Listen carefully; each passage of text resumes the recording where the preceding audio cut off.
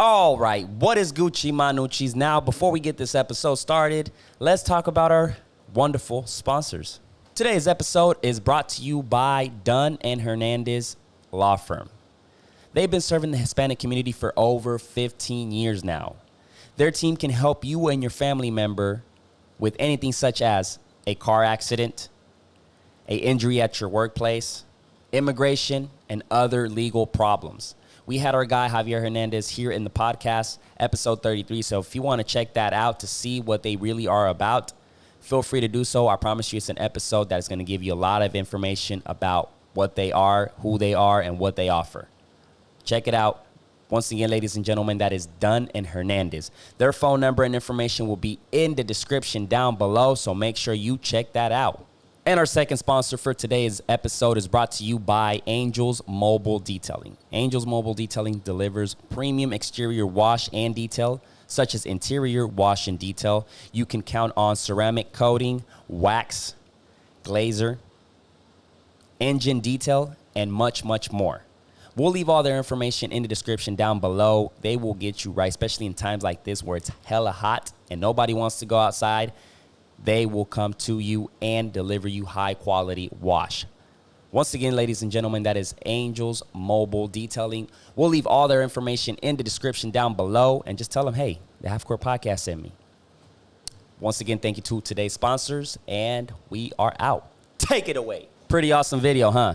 That is letting you guys know that the Half Court store is available. Once again, this is a way for you guys to keep supporting us. You go to the store, we have t-shirts available, tank tops available, sweaters, hoodies, coffee mugs, and phone cases. This is just another way for us saying, hey, thank you, take this, but also support us. We're going to keep bringing the amazing content you guys love. So go ahead and check out the store. Please give us a feedback of how your purchase went, and we're going to keep going, man. So thank you guys once again for the support. And once again, ladies and gentlemen, that is the halfcourtstore.com. halfcourtstore.com. Get yourself some merch. Take it away. All right, ladies and gentlemen, we are live. What is Gucci Manucci's? Welcome to the Half Court Podcast. I'm Darwin. I got AV behind the camera as usual, and we rocking, with the Half Court Podcast mugs. You can cop it at halfcourtstore.com. But today we have a special guest. We have Slawta from Off the Hook. Slawta, man, welcome to the Half Court Podcast. Hey, man, glad to be here, man. Appreciate the invitation, for sure. Appreciate you for coming by, man. Right now, tell the people what you do, and let's just go from there, man. I am the owner, operator, chef, all that good stuff of Off the Hook Seafood and More in Oklahoma City. Have two locations. One is north side, 125 West Britton Road. Second location on the south side, 1920 South Meridian. Okay, so take us back to how did this project got started? All right. What was I want to say 2013, I was approached by somebody who was a Thunder player at the time, and he actually wanted to start a food truck. And he had a vision. He just, didn't cook, so he was like looking for a chef. His brother's wife and my wife they went to school together, middle school, high school, all that stuff. So she would always see things that I would post, like food and stuff like that. So she immediately reached out to me when she realized, hey, you looking for a chef? I think I got one. So we ended up linking, came up with a menu, a concept, all that good stuff. Was getting ready to launch it. Then he told me, he was like, hey, man, let's hold on before we drop because there's a rumor that I might be getting traded. And that's exactly what happened. So he got traded, and he still wanted to do the concept wherever he got traded and wanted me to be a part of it. But, I was like, nah, man, I can't just move and like that. Like, nah, man, I gotta be consistent. So once that happened, it was kind of like, all right, where do we go from now? At the time I was a culinary instructor, teaching, had a pretty good job. But my wife, she was like, what if we just do a food truck on our own? And at the time, I tried to come up with every excuse not to. It was like, it's going to be expensive, yada, yada, yada. But we ended up kind of putting our brains together, and it was a really good thing that we found a concession trailer that was here and it was in Norman, so it was on eBay, and it was pretty reasonable, brand new. Somebody had bought it. They actually, this is funny. They were Puerto Rican guys, and they were in the military. 2 Puerto Rican guys, and it was called like Puerto Rican to go or something like that. Well, after 3 months, they realized that. Okay, yeah, this ain't really what we want to do. Like, they just gotta go. Yeah, man, it's like, yeah, this we don't know about this because they were still in the military. So I ended up hearing they were bumping heads because they wanted to, we got 2 people working together that's not related, is just met pretty much, and then you become business partners. It's a tough one. It's a tough one. So they ended up kind of falling out and decided to sell it. Fortunate for us, we found it as they were trying to get rid of it, and we copped it. I made up a menu, a concept, debated on the name. I was like, dang, what am I going to name our food truck? And I'm driving one day down the highway. I'm like, Off the Chain. I'm like, that sounds pretty cool. But then I'm like, nah, we ain't selling dogs, though. So that's Off the Chain. They really don't. So I'm like, seafood. I'm doing seafood, so that's where the Off the Hook came in. That's genius, bro. Yeah, most real definitely. shit. So, Off the Hook. And you said your wife is basically your business partner, so you guys built this all together. Absolutely, man. So, yes, sir. If I would have known, she could have been on too, man. For real, bro. Yeah. That would have been dope. Well, we'll have you guys back. This is a sports show too, though, so she has no idea what's anything about sports. Well, that's a funny thing. Well, I told you it started as a sports, but okay. we're pretty much the Half Court podcast is just giving OKC the voice. But I mean, we can talk about sports and stuff. But gotcha. The cool thing is that we'll have you in, I was multiple just getting times. ready to say, man, I'll definitely let her know that, hey, it's more than just a sports show, so you can be able to hell yeah. link with her on another time as well. So And can you kind of break down like you guys' roles, like what you do and the kind of what she does? What I do, I am solely responsible for anything food related, like all the menu items, all the cooking, all of that. Creative stuff. All the creative stuff. What she's responsible for is all the business stuff, all the operations and all stuff. the operations, taxes, ordering, things like that. She is definitely a very important role, part of Off the Hook. It wouldn't be Off the Hook without her. You know what I'm saying? Like, I always tell people that this is really her dream more than it was my dream. I've always been a chef, always been, cooking, always been active in that side, but I never really just told myself, like, I'm going to have my own restaurant one day or anything like that. You're like solely focused on the food. Yeah, I'm just passionate about the food, but I never really was thinking that far. Like, man, I'm gonna do my own thing. But she had always, as ever since she was young, said she wanted to have her own business and stuff. So it's like it just kind of worked out the way I guess God put us together. Yeah, that's good to hear, man. With business mind, like she has, somebody with the talent like I have. I have the product that people want to buy. She put everything together as far as like finding the. She packaged it up. Yeah, That's exactly. So us together, man. That's where Off the Hook started. So I can't get any better than that. Than having people you trust and like are very close to you to run a business with. Because that takes a lot. So why the seafood? Funny that you asked. Okay. So when I was thinking about what I'm going to sell on my food truck, I've always been the type that thinks ahead. It's like, all right, I have to be different. One thing that I realized at a young age is you have to be different to be successful. If you're a carbon copy of something else, you're not going to stand out as much. So I'm like, seafood. Nobody's doing seafood on a food truck, and it's so crazy because there was a stigma at the time of, people don't really want to eat off food trucks anyway because they're already kind of skeptical. It's like, I don't know, So food trucks wasn't really as popular when we started. And I told so many people, I was like, man, I'm thinking about doing seafood and fish and shrimp and all this. And they were just like, I don't know, you shouldn't. I don't know, you should probably do barbecue or you should do this, you should do that. So a lot of people tried to talk me out of it, but the more people that told me I shouldn't do it made me want to do it even more. And I knew that by doing seafood, I wouldn't be competing with anybody else because nobody was doing the type of seafood we're doing. Of course, there was trucks that's frying catfish. That's not seafood. You know what I'm saying?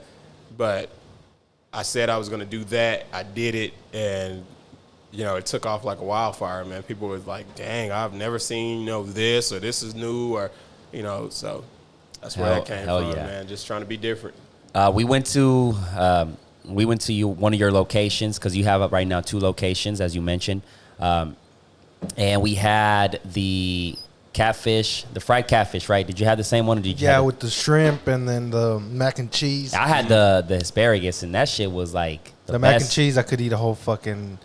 I'm glad I didn't have a whole tub of that shit. So it was good, man. And not only that, man, because when we went to that location, they greeted us. The staff was friendly, and we looked lost. We walk in, and I'm like, man, that could be annoying when you're lost and you're like, taking forever. And yeah, shit. you're looking and you're like, order. So they like, the lady was very patient with us, and she explained She told us what she liked, and that's very important when you go, especially in times like this where you feel like wherever you go everybody's just so negative and so skeptical and shit like that. Well, we were eating too. So, one of the gentlemen came up and he was like, "Is everything tasting good?" And so it's like it felt like almost like a fast food, but it wasn't a fast food. Like that's funny, but it was running smooth like a fast food. That's funny that you say that, because a lot of people they see us having a drive-through, so they automatically assume we're fast food. Because when you think of a drive-through, you think of I'm just gonna pull in real quick.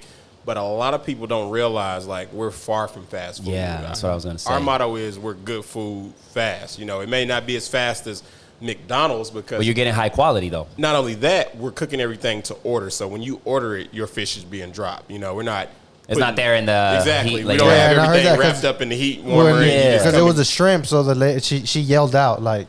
20, whatever. It has to be cooked right as she yells it out. But not only, I think that's convenient, man. And I saw it as a restaurant with the drive-through. That's how I saw it. Right. Because not only that, at times like this, where it can get hectic and maybe there might be another shutdown, but you guys can still operate because y'all have that drive-through where just people can come, and I'm pretty sure you guys do, like pick up curbside and stuff 100%. Like that. So how have you been able to adapt as far as like this whole situation, just to keep striving? To be honest, man, when the stuff first hit, we went straight curbside and drive through and things like that.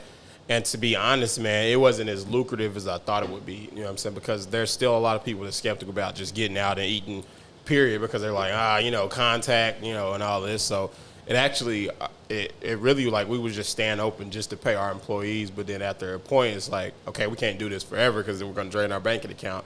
You know what I'm saying? So we decided to shut down. And we were shut down literally for like 2 months before we decided to open back up, man. And honest to God truth, that was probably like the best 2 months of my life, man. And relaxation. Yeah, relaxation, peace. Man. And it came out of nowhere, so you weren't expecting. It was like, yeah, you know what I'm saying? It's so crazy. Shaggy? My wife and I, we were always saying, like, man, we need a vacation. We need a vacation. We try to take like at least 2 vacations a month. I mean, not a month. I'm sorry. If I can get 2 vacations that's a something month, I was going to ask you. That'd be ideal, but I know running a business can be stressful as hell, man, because you got to make sure everything is on top, like everything. So how do you do to like take your vacations and like during the year, how many times you take vacation? What I've been doing in the past, my birthday is in June. It's always in June. Of course, June 3rd, that's my birthday. I usually always go to Vegas. I was planning on going to Vegas this year before COVID happened. And then usually on Christmas break, we always take a cruise. Like, we always go somewhere different. Myself, my family, we get probably about... So twice a year? Yeah, twice a year, exactly. You know what I'm saying? And that twice a year, honestly, still isn't enough, but I'll take that because it's better than nothing. You know what I'm saying? But with the COVID happening, man, it just kind of like, it shut everything down. But those 2 months I spent at home, man, it was like, you talk about relaxation, not only that, it gave me the opportunity to spend time with my wife and my kids because, before COVID, man, I was the first one up, the first one, and the last one home because, me being a chef, I have to make sure everything is you're straight. Out there hunting. You're out there. I can do imagine. the shopping. I do the grocery shopping. I do the, what I'm saying, the prep, the cook, the oversee, like a lot of that, what I'm saying? If I'm not active, then off the hook I'd be getting a lot You're of basically the face example. of it. Like you're yeah. Exactly. So yeah. But man, we were literally so stressed out. Like literally, like my wedding. I mean, not my wedding. My marriage was like in jeopardy. It was like all types of stuff, man, because we were just so busy in it that, like me and you talked about it before the show. Like running a restaurant is draining, bro. Like, it's draining. But we have two. You know what I'm saying? So you got issues here. You got issues here. You got customers here. You got it's a lot. It's a lot that goes, you know what I'm saying, with what you're doing. But you could easily say, all right, I'm just not going to care about the customers. I'm not going to care about what's going on here. I'm not. And then you see your numbers go down because, you know, bad reviews, this, and that. So I make an effort to make sure that I hold my employees accountable, you know what I'm saying, for regardless of the situation. If somebody leaves a bad review and they say A, B, C, D, and E, I'm going to address A, B, C, D, and E. Now, some of that stuff might not even be true, you know what I'm saying? It may, because a lot of times you get people that just, you know, some people just want stuff for free. You can't please everybody, I understand that. But I make an effort to make sure we address whatever the situation is, because I don't want to be that restaurant that people are talking bad about and, you know, nothing's being done about it. So, like, with me, if you hit me up personally and you tell me, hey, I had an issue with such, they may have forgot this, that, because stuff happens. You know what I'm saying? I'm not that type of person just going to be like, whatever. You know what I'm saying? I'm not even going to respond to that. No, I'm going to, like, how can we fix this right now? You know, if you want to come back right now, pick it up. If that was left off, like, that's me. Because, like I tell my employees, if you do something bad and somebody leave a review about what you did, they're not going to mention your name. They're going to mention Off the Hook. Yeah. So that comes back on me. They don't come back on you. You're going to come back to work the next day and it's nothing going to, you know, it's just like, well, they didn't say I did nothing. They said Off the Hook did it. Well, you can go find a job tomorrow, but at the end of the day, I'm still off the hook. You know what I'm saying? Right. Like, I still have to be, you know, this is my livelihood. So how do you hire? How do you, what's your hiring process look like? Honestly, do you take care of that or your wife? I take care of that on my side. So, okay. So here's the breakdown. So any cooks or anything like that, I hire them. Any front of the house people, runners, things like that, you know what I'm saying? She does that. So I try to make sure that, you know, I get the best people in. It's kind of hard to say. And if you guys, any of you guys ever worked in a restaurant before? I worked fast food, and I worked at a restaurant. I worked at Brahms. Okay, that's good. So that's most people have started off in fast food. You know what I'm saying? So if you guys remember, fast food has probably one of the biggest turnovers than like any other business, because you got to think. You get a lot of young people. They might be in school. You know what I'm saying? When you're young, they basically say fuck it one day and they're just gone. Well, when you're young, you got to look at it like this. When you're young, the first job you think about is, if I want to get a job, what do you think you're going to go apply? As a young person? As a young person. Fast food? Fast food. You know what I'm saying? Yeah. Not only that, let's say you just got out of the penitentiary. Let's say you just got out of jail and you said, damn, I need to get a job. What's one of the first places you're going to... Fast food. So we're kind of at the bottom of the totem pole when it comes to the productivity of a person. You know what I'm saying? And like the it's almost like rehab. Exactly. The mindset of people. You know what I'm saying? You have people that they think, I need a job, so they automatically think, you know, food or whatnot, because it's like, I can go wash dishes, I can go bust tables, this, and that. You know, it's better than nothing. But the problem that we see is you get a lot of people in that really they want money more than they want to work. You know what I'm saying? So they want to show up for the paycheck and not necessarily for the, I'm going to be a good, exactly. a good waiter. You don't get people to come in and say, I want to make a career out of this job. I want to figure out how I can become a manager. It's rare that you get that. You know what I'm saying? So 9 times out of 10, you get people that come in and like you said, employees, that you don't really get those. Exactly. So the problem that we face is, me personally, bro, I don't play a lot. Like, you know what I'm saying? Like, I tell people all the time, I can be the coolest boss you ever worked for, or I could be the meanest motherfucker you ever met. You know what I'm saying? And my thing is this: as long as you doing your job, I could live with you making mistakes here and there. You know what I'm saying? Mm-hmm. Like, I'm the type that I'll warn you 1,000 times. You know what I'm saying? Like, I really don't want to write you up because that's taking my time. But once I realize that, okay, yeah, you're not going to change. You know what I'm saying? Like, you taking my kindness for a weakness. Then at that point, it's like, you got to go. You know what I'm saying? So how do you keep that balance? Because, you know, running a business like that, you know, you have to have those moments where you have to have those serious conversations. And sometimes you have to cut people off. But also you got to keep that balance where you make sure, like, they're liking and they're, like, loving what they're doing, you know? So how do you keep that balance of, like, being the cool boss, but also being that boss that like, oh, shit, you know, like, let's get our shit done, you know, before we get any, you know, complaints or whatever.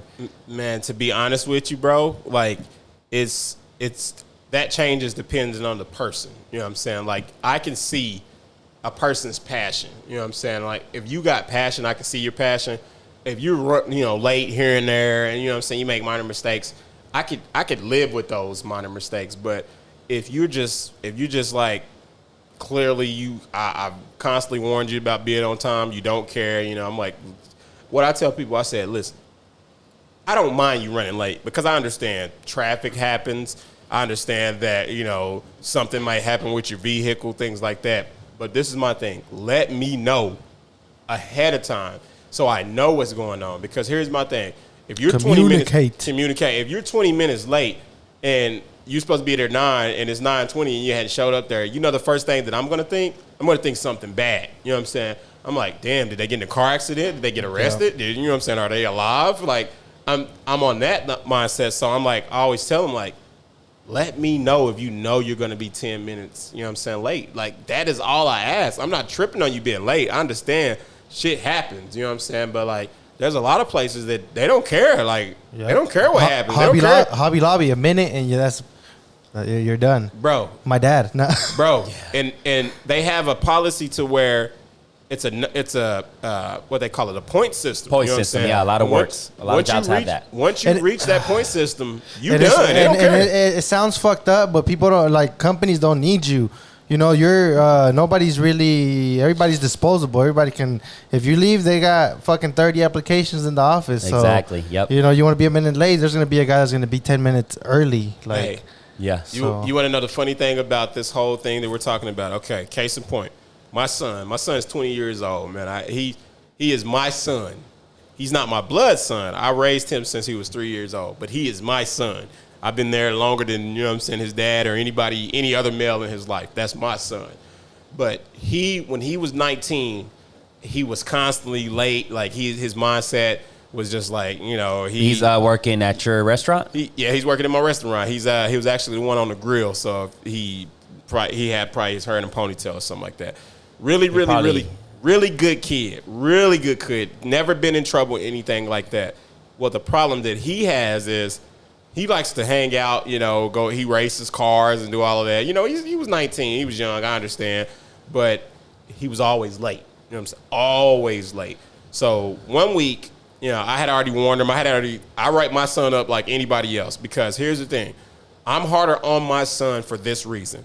Nobody who works for me right now will actually be owning off the hook if I die or something like that. That's my son. So my son will be the one that's next in line. So if I'm not hard on him and I'm not preparing him, I'm failing him. This shit's going to fall apart. Exactly. I'm failing him as a father. So I'm trying to get him ready, even though he's young. This is going to be yours if I'm dead and gone. Like, you're going to have to continue the legacy. You know what I'm saying? Like, nobody else here will. They're just workers. You are family. You're blood. So people see me getting on to him. They're like, damn, he's harsh. That's my son. If he don't get it, nobody else will. Like, so case in point, I had already written him up and all this, warned him, and you told him, hey, man, you keep waking up late every day. Like, I'm going to have to replace you, like, son or not. In 1 week, man, he was like literally 3 times that week, 30 minutes late.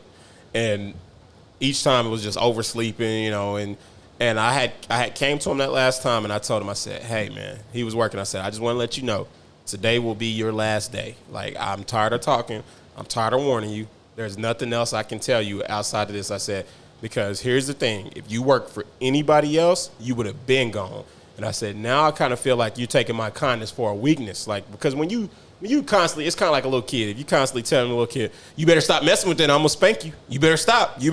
After a while, they be like, damn, he ain't spanked me yet. He probably ain't going to spank me. I'm going to do it again. I'm going to keep doing it. You know what I'm saying? He just talked, So I had to show him that I'm not just talk. So I fired him. I fired my own son. Like, people was like, that happened to me. My dad fired me. He did. I mean, yeah, but same reason. Same reason. Yeah. But I mean, if you don't learn that lesson from your father, you're not going to learn it. So, but what I told him, I said, this is what I'm going to do. I said, I'm firing you, but I got a lot of connects. I got to connect with somebody, and I actually reached out to him and said, hey, I didn't tell him about my son, what the problems I was having. I was like, hey, man, my son, he's a good kid. He's looking for work. You got anything? He's like, absolutely. Send him my way.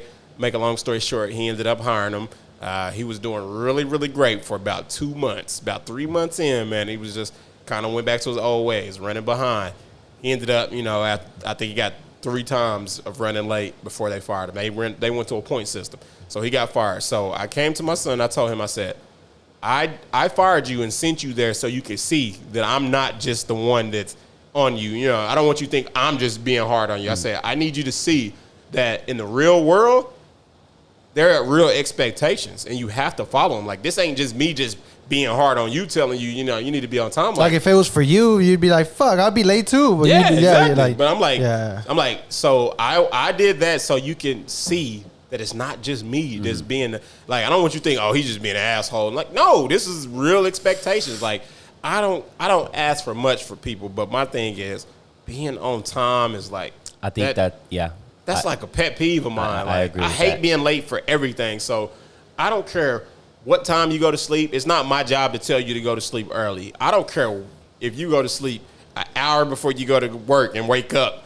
15 minutes before, you know what I'm saying, as long as you're there on time. What you do on your personal time, that's not my business. But once it affects my business by you not being there what time I need you to be there, then it becomes my business. You know what I'm saying? So, or being there all hungover and shit. Exactly. Like that. That's another one. Like, yeah. So the lesson that was learned from my son is I rehired him after he got fired. He's been doing great ever since. You know what I'm saying? Like, he realized, like, I came the other day. He's supposed to be there at 10. He was there at like 9:30. I'm like, damn, what are you doing so early? He's like, I woke up early. I just, you know what I'm saying? I wanted to be on time. I'm like, I'd rather you be 30 minutes early than 20 minutes late. Like, exactly. For real. So he's been able to develop that, because I think that was just a lack of discipline, of not taking it too serious, because you're young, you oversleep and shit. Probably like you said, like the kid, he saw that you were letting it slide a couple times, so until you had to be like, nah, motherfucker. Warnings only go so far. You know what I'm saying? So yeah. What are your 3 biggest no-nos, like, that are on your first time you're fired type shit? Okay, so this is definitely, I mean, I'm sure any other job is like that. If I catch you stealing from me, like, you got to go. Like, right then and there. Case in point, I had a chick. I hired her. She was a really, really, really good worker. One day she decided to get the manager's code. I don't know how she got it. I think from somebody else or something watching them. And I have her on camera, opening up the register, trying to make sure nobody hears it open, take $20 out, put it in her pocket. That was over. Like, I don't play that. Like, if you come to me and you tell me, hey, my light bill's short, can I get an advance on my paycheck? I don't want to get paid till, next week, but is it possible to get an advance? I will give you an advance and take it out your check before I, sit back and watch something wrong. Like, but I'm not going to do that every week, though. You're like, come on now, you can't wear out your welcome. So I would rather people do that to me than to steal from me. But honesty, yeah. Yeah, honesty. Like, I've done that for so many people. You know what I'm saying? But when you steal from me, that's just like, I can't forgive you for that. Mm-hmm. Like, that's just, so stealing, for sure. Another one is, one of my biggest pet peeves is talking crazy to my customers. You know what I'm saying? Like, I'm big on customer service. If you get out of line with a customer, like, I have to tell employees all the time, like, customer's right no matter what. No. That's the biggest lie that I've ever heard in my life. Okay, so you don't go by that one. Hell no. Okay. But here's the thing. If you, depending on the energy you bring to me, is the energy that I'll return to you. So if you come to me and you say, hey, guys, you bring your food back or something. Hey, this ain't what I ordered. I got the wrong thing. They left off my shrimp or something like that. We're sorry about that. Let us get that for you right now. But if you come back throwing this shit up here like, this ain't what I ordered. Y'all supposed to, I don't care about you. Even though your order's wrong, don't bring that negative energy. I think a lot of people do not realize that, but bro, I don't know if it's because I've worked in places like being on the other side of the coin, that I've learned that if I'm having an issue, come politely. That way they can serve the same energy. Especially with your food, goofy. Yeah, right, exactly. Especially with the food. Like, I'll come and say, hey, man, you guys forgot, my patty or whatever the hell, or fries, or that way they can, all right, But the patty. The energy hey, you bring it happened at McDonald's, man. It happened, man. The energy you brings is the energy that you're going to get back. You know what I'm saying? Like, I've literally had people, they come up and, like, they might have been waiting 20 minutes, and they'll come and be like, what the hell is going on with my food? What's taking so? Like, just the other day, it might have been yesterday, actually, a guy that came in, we were busy. I'm talking about busy. And he's like, what's going on? My food's taking too long. We're like looking at his tickets like it's been 20 minutes. Like, my wife just told him, was like, would you like your money back? No, I want my food. Well, if you want your food, you need to keep waiting because it's working. Like,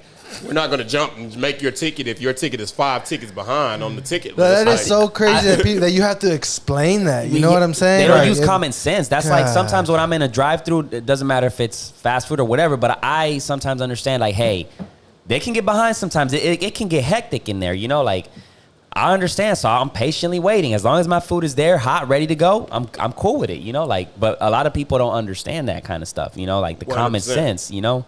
And you know, to me, I look at it like this. If you feel like you don't have enough time to wait for fresh food, especially when you jumped in line and you saw the line was out the door, like, that's my biggest thing is, if you see that people are holding up the line, do you really think you're going to get your food 5 minutes after you pay? Do you really think that? You know what I'm saying? Like, if I see it's a long line and I know I only have 30-minute lunch, I'm going to leave. That's just me. Like, nah, I don't have time to wait. You know what I'm saying? But if I know I ain't got nothing going on and I really want what I came for, I'm gonna wait patiently because I know that when I do get it, it's going to be hot and fresh. You know what I'm saying? And, like, that's what I try to... And see, that, well, on Friday, sorry to interrupt, but on Friday, that's what happened because I was working with my dad, and I had a break. So that's when we went to go eat, and we still got out in a good time. So I was like, damn, this is... Because I thought we were going to end up waiting because I see the Taco Tuesday thing you did, and it's like fucking line out the... Yeah, bro, wait. So I was like, fuck. Hour wait. And people didn't care that it was an hour wait, bro. They was waiting. Yeah, man. Tacos So look good, I thought man. that's how it was going to be. Thankfully, it was like 45 minutes, 40 minutes we were in there. Yeah. How long were we in there? So, Slawta, talk to us about, there was a post of somebody hating on supposedly you stealing an idea from some other restaurant. I'm pretty sure you saw that. Hey, bro. What's your take on it? Hey, bro, I'm going to tell you like this, man. I stay getting people hating on me for no reason, bro. And I'm the crazy thing. Do you think it's because of the success and like they just don't want to see people winning? Well, you got to look at it like this, man. If you know about the crab in the bucket mentality, then you understand. You know what I'm saying? Like, it's nothing more than pure hate. Anybody who follows me on social media knows that I share other people's stuff and what other people are doing more than I share my own stuff. Especially like if I see somebody selling plates, I know they don't have a restaurant, I will share their stuff like, and without a problem. Like me being me, I want to see us all eat.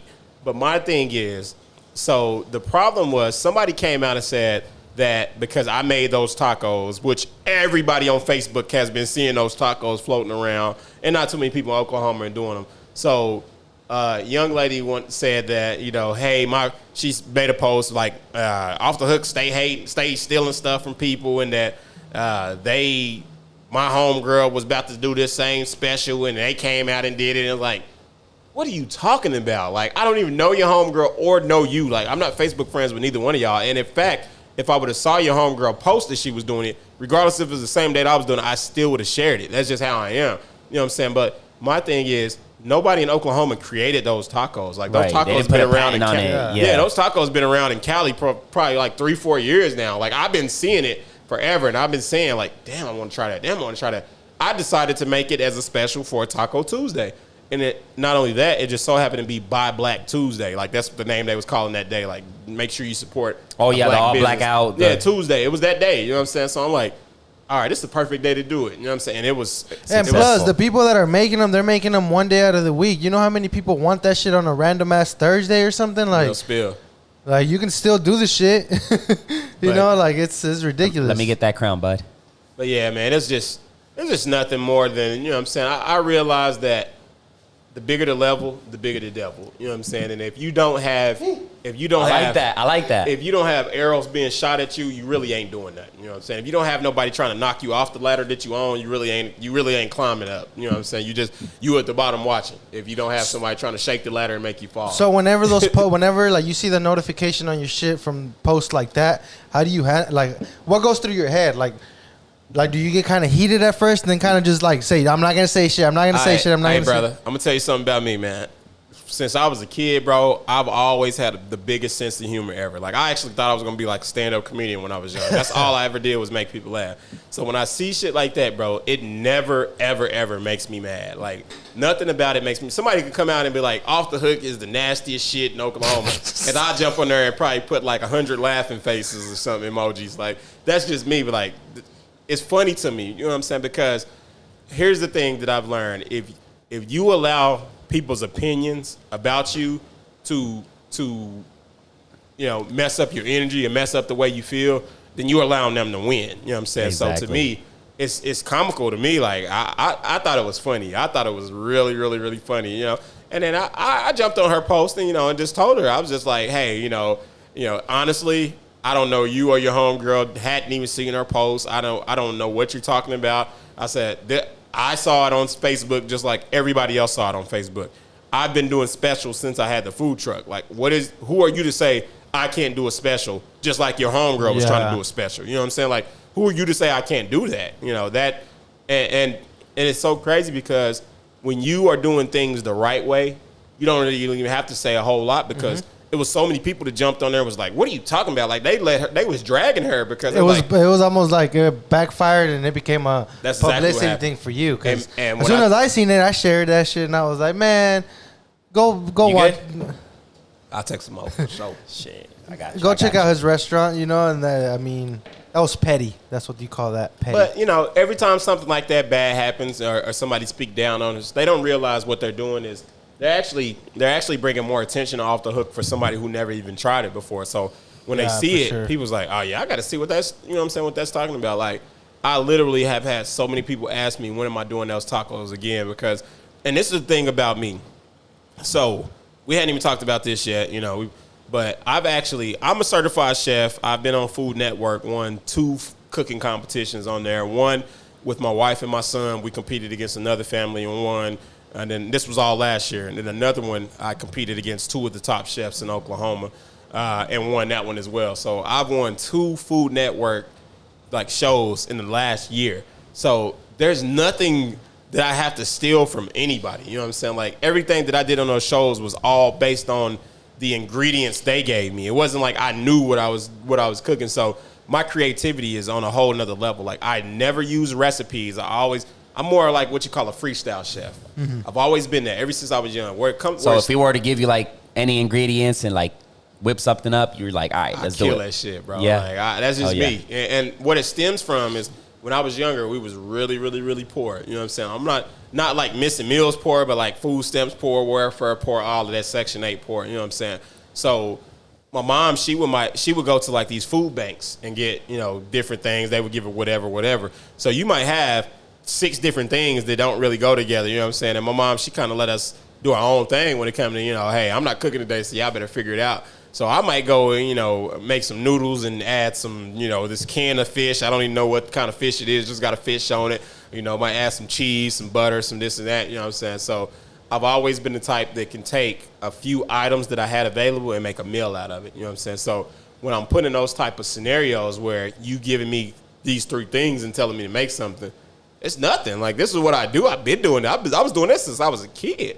Yeah. You know what I'm saying? So it's probably a more of an advantage for me than some of the people that I competed against because they've never really just been in that position. It's just kind of like, okay, now I think I'll do this or this sounds good. With me, it's kind of like, let's get it. You know what I'm saying? So taking that challenge to saying, hey, I'm going to go to the Food Network and just compete, that's how big your confidence was. You're like, I'm going to go in this bitch and just dominate. Hey, man, you can ask my son, man. This is the honest to God truth. My 20-year-old son.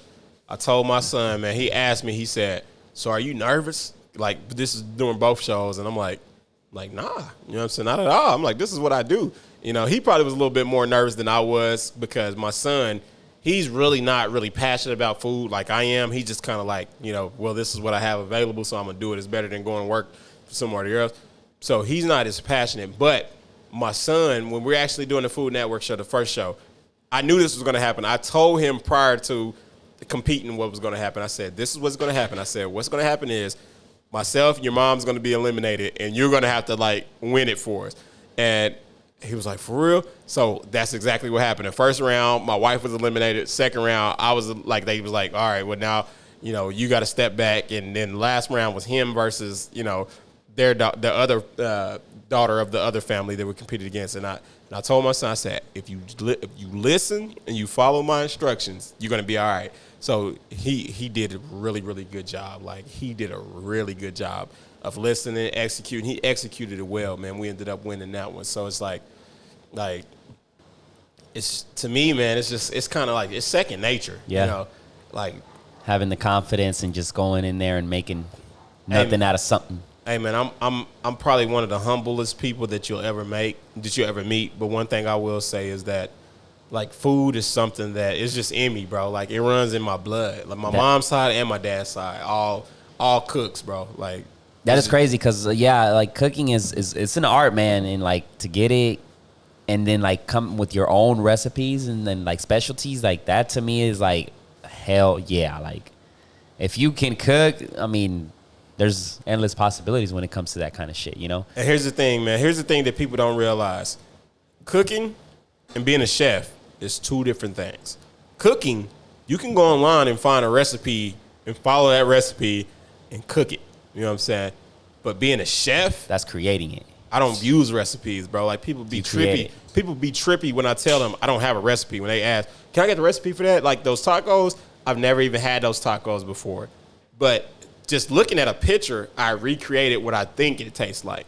And it was so crazy and so amazing to hear people say, man, those taste authentic. And I'm like, I still hadn't even tasted the original. So I didn't have a gauge of what I was trying to match. You know what I'm saying? Yeah. It was just like, this is And what I think. that's a hard thing to remake because, like, those go back probably to Mexico or some shit. Like, Real spill. You'll never really get the real recipe, you know? Right. Like, it's birria, right?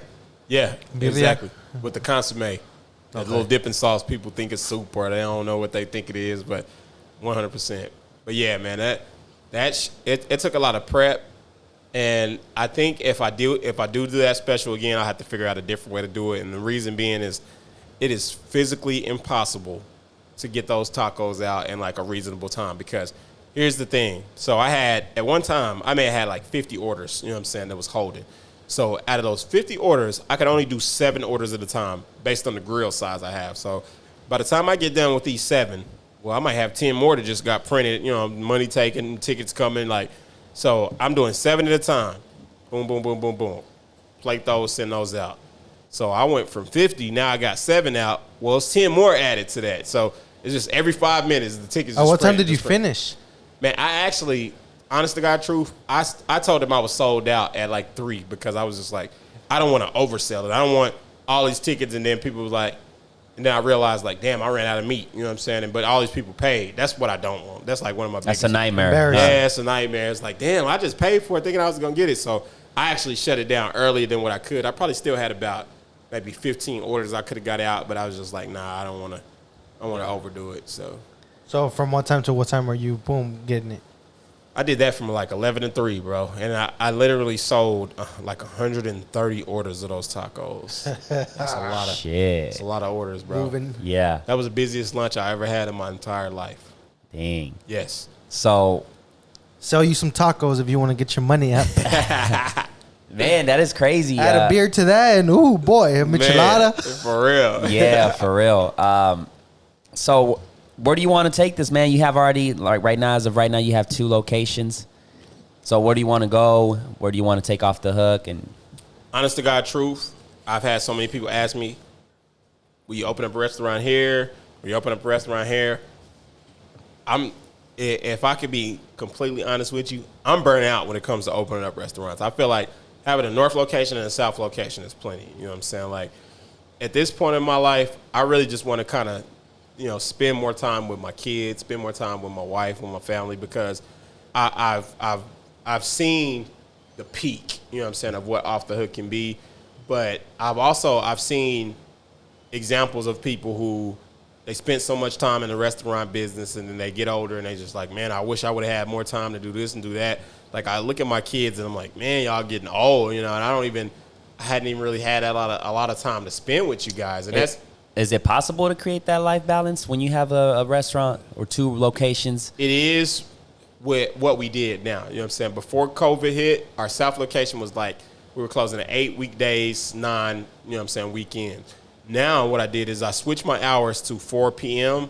Like, both locations close at 4 p.m. The reason why My South location, we got a lot of our business at night from those hotels. This Hotel Alley over there. It's off of South Meridian. It used to be the old Pearl's Cajun Kitchen. So there's no place in Oklahoma that has more hotels per capita than South Meridian. It's right down the street from the airport, so it makes sense. You know what I'm saying? People come in from the airport, boom, I can just get a hotel right here on the same street. But travel It's busier than the other location? It's before COVID it was. Now, no. The other location is way busier.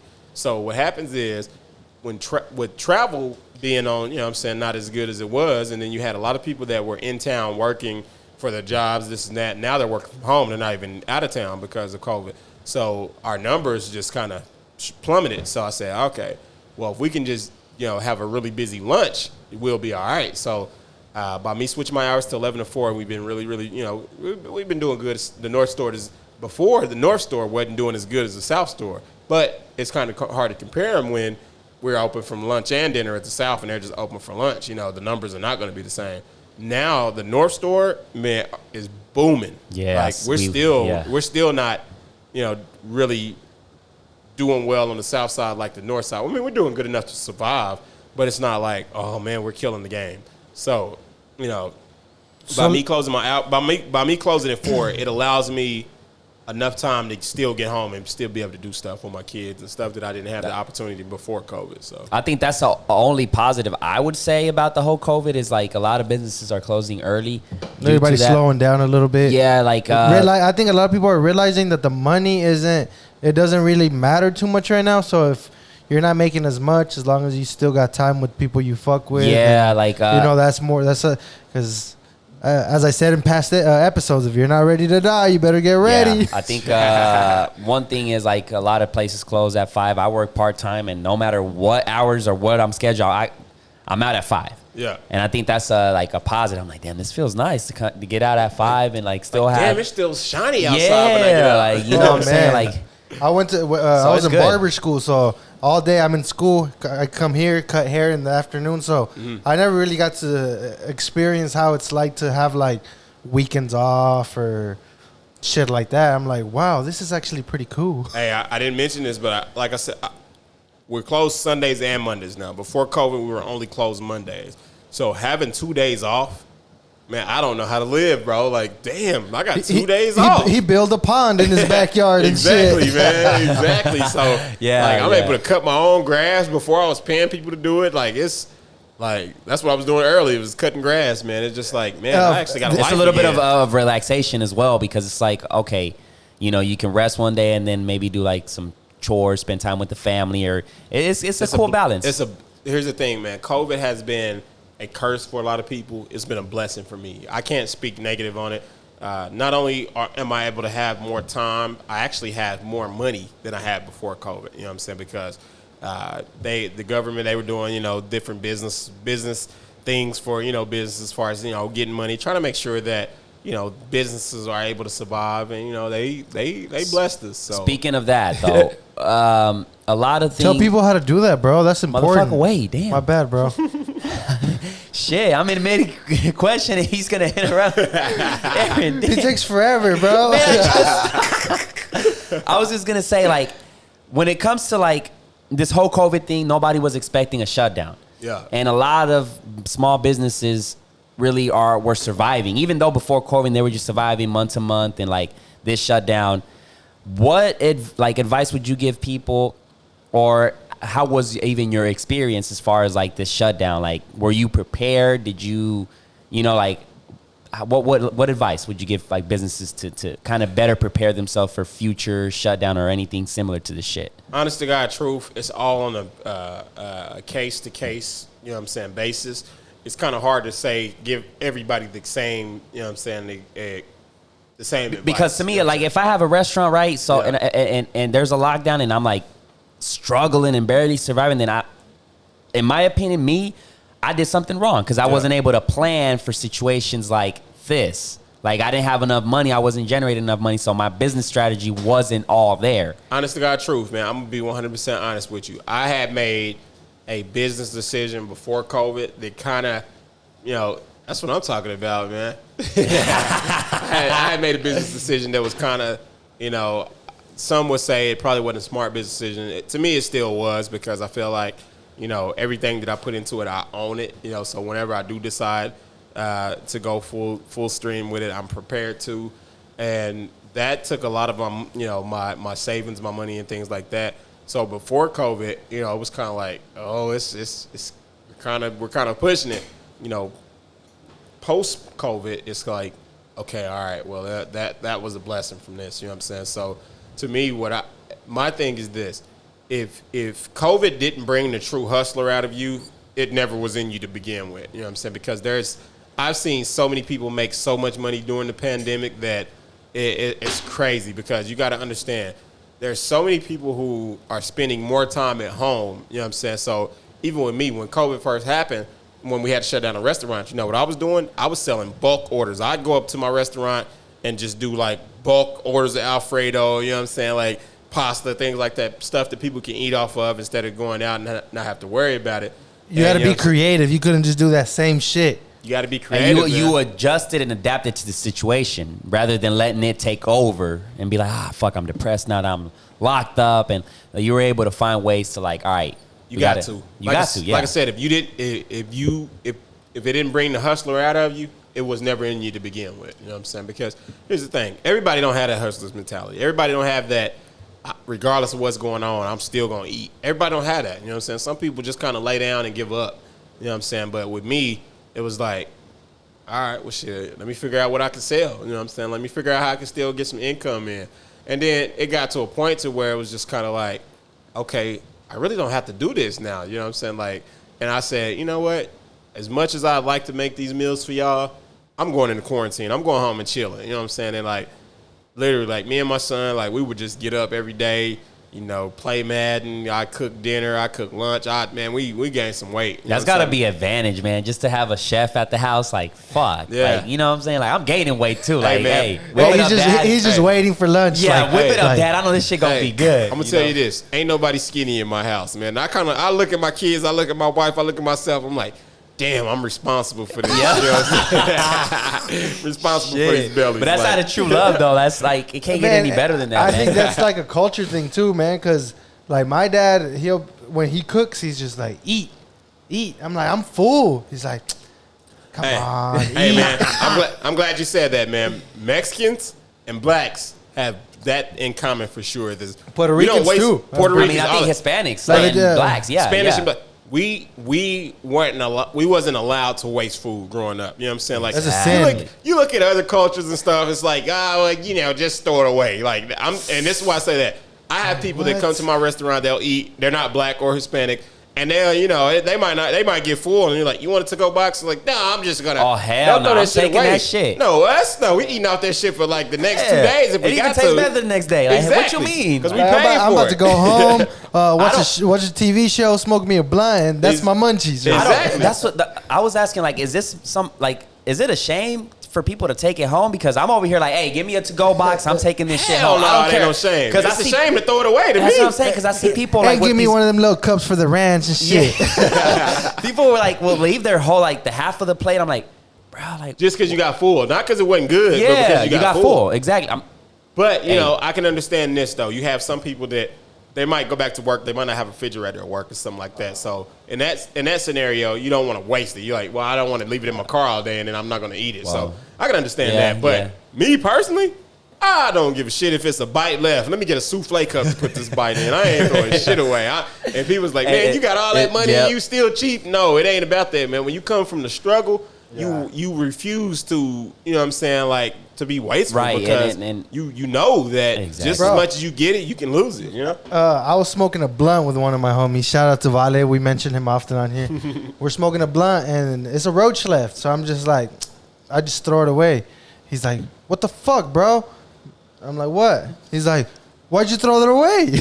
I'm like, "Cause it's a roach, bro." See, I'm with you on that. We can just roll another fucking blunt. I'm with you on that. Once they get to a certain size, bro, I don't even. I just put it in a little container and give it away. Or well, you see, where I fucked up is I threw it away. So, and it was his weed. So he was like, "How the fuck you gonna just throw my roach away, bro?" Yeah, at least like, offer it to me is mine. Nah, that I can understand. My mom used to always cook more, and she would always say it's better to have more than less, because that way, if anybody would come in as a visit or whatever, that she would have enough to offer visit food. So I think that's something that's just like a Hispanic and black thing, just to Like, Mom, why'd you cook so much? It's like 5 of us and here. I would always take too. The next day I'm packing for lunch. This is one of my biggest problems, man, when I'm cooking at home.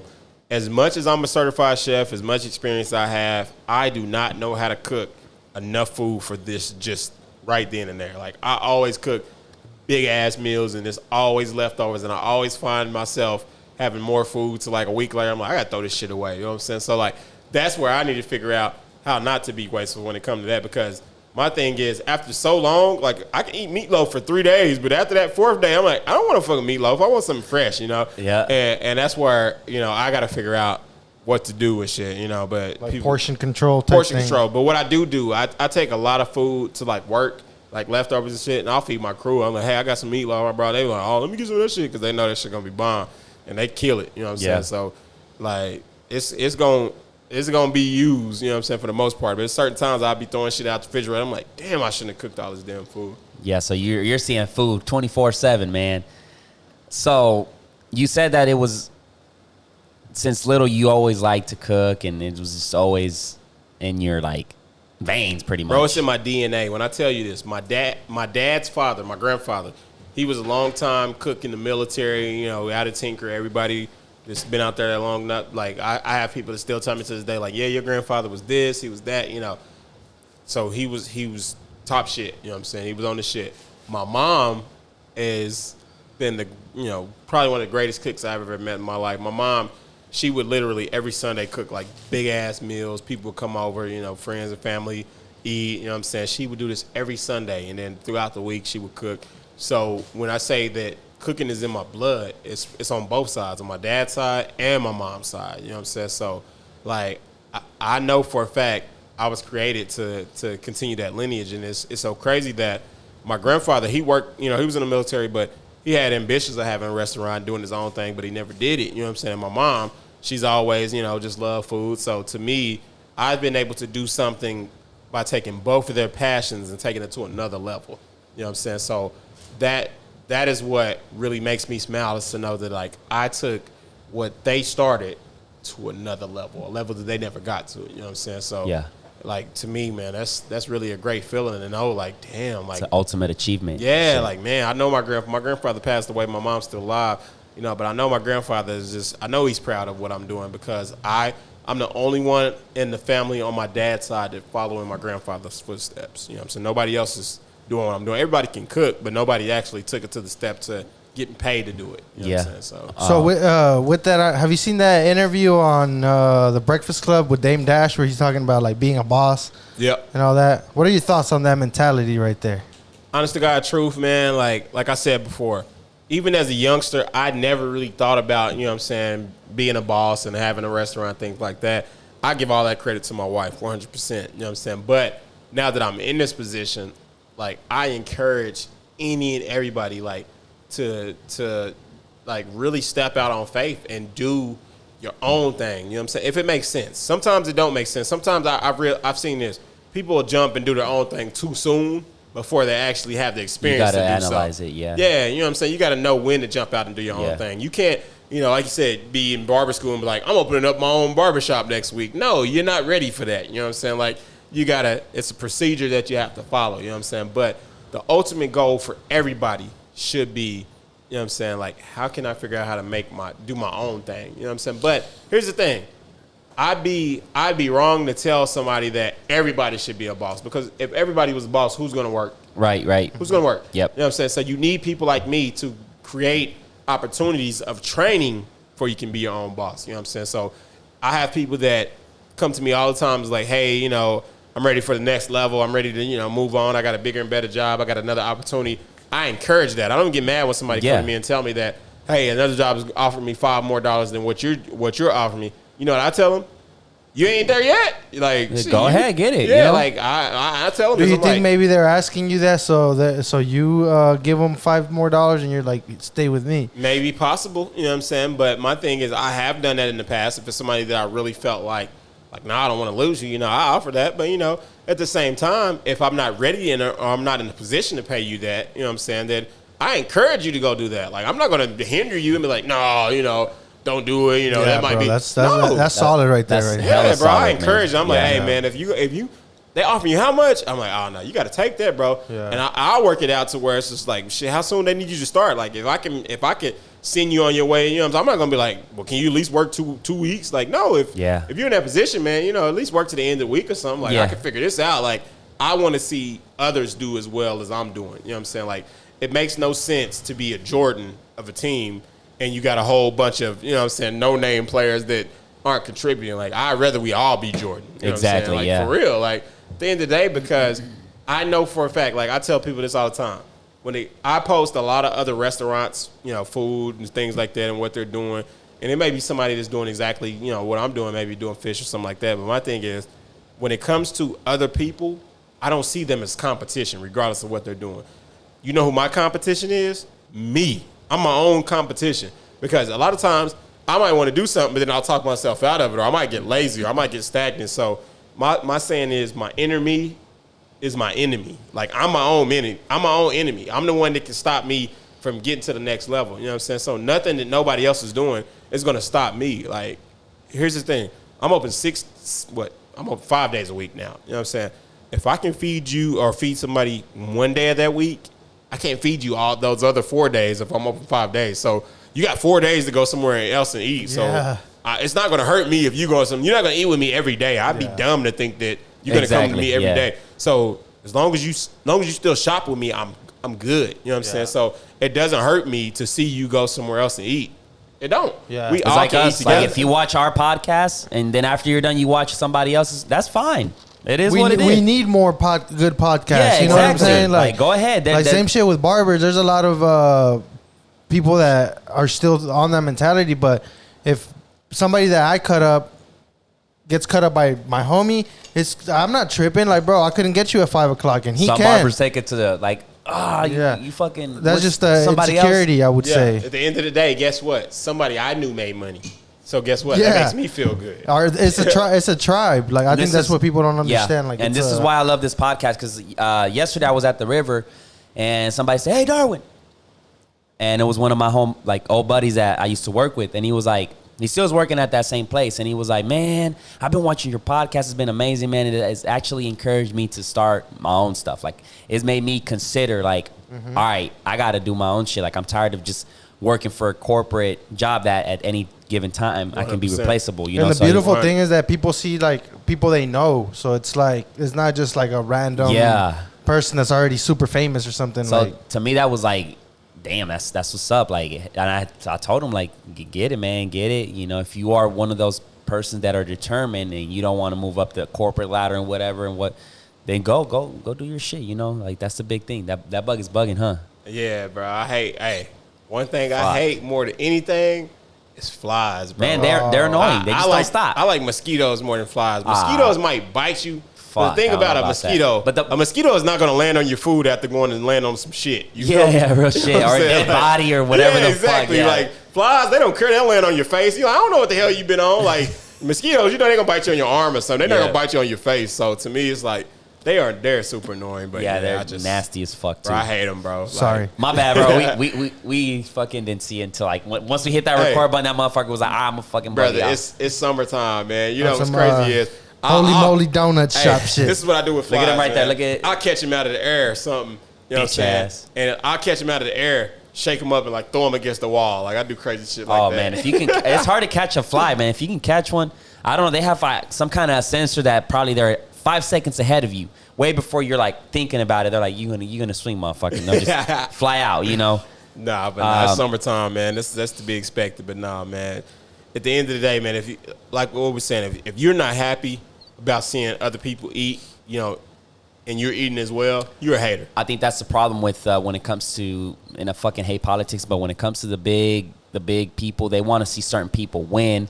And I feel like if you want to become a country of success and keep growing, the more successful people you have, the better the country's going to be. You know, I feel like they limit themselves into like who is going to be, you know, like 100%. They don't want certain people to win. But yeah, fuck that. Fuck all that. But hey, we don't usually do this, but do you want to take a smoke break and then we can come back to the... Hey, or do you want to smoke after? Honest to God truth, bro, I don't even smoke blunts. I'm going to tell you why, all right? Oh, shit. I realized this a long time ago. I have asthma.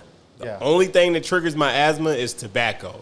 and like blunts are tobacco leaves, I guess, or whatnot. So every time I smoke a blunt, like it triggers my asthma, man. I can't breathe and shit like that. So shit, I had to switch to joints like raw cones and shit. I feel like an old ass man. I have a cone. If I joints. could stuff a cone, I should have known. Now you do that, that's a whole different story. You know what I'm saying? But yeah, I don't know what it is, man. But it's just I start coughing and choking, can't breathe, and all that type of shit.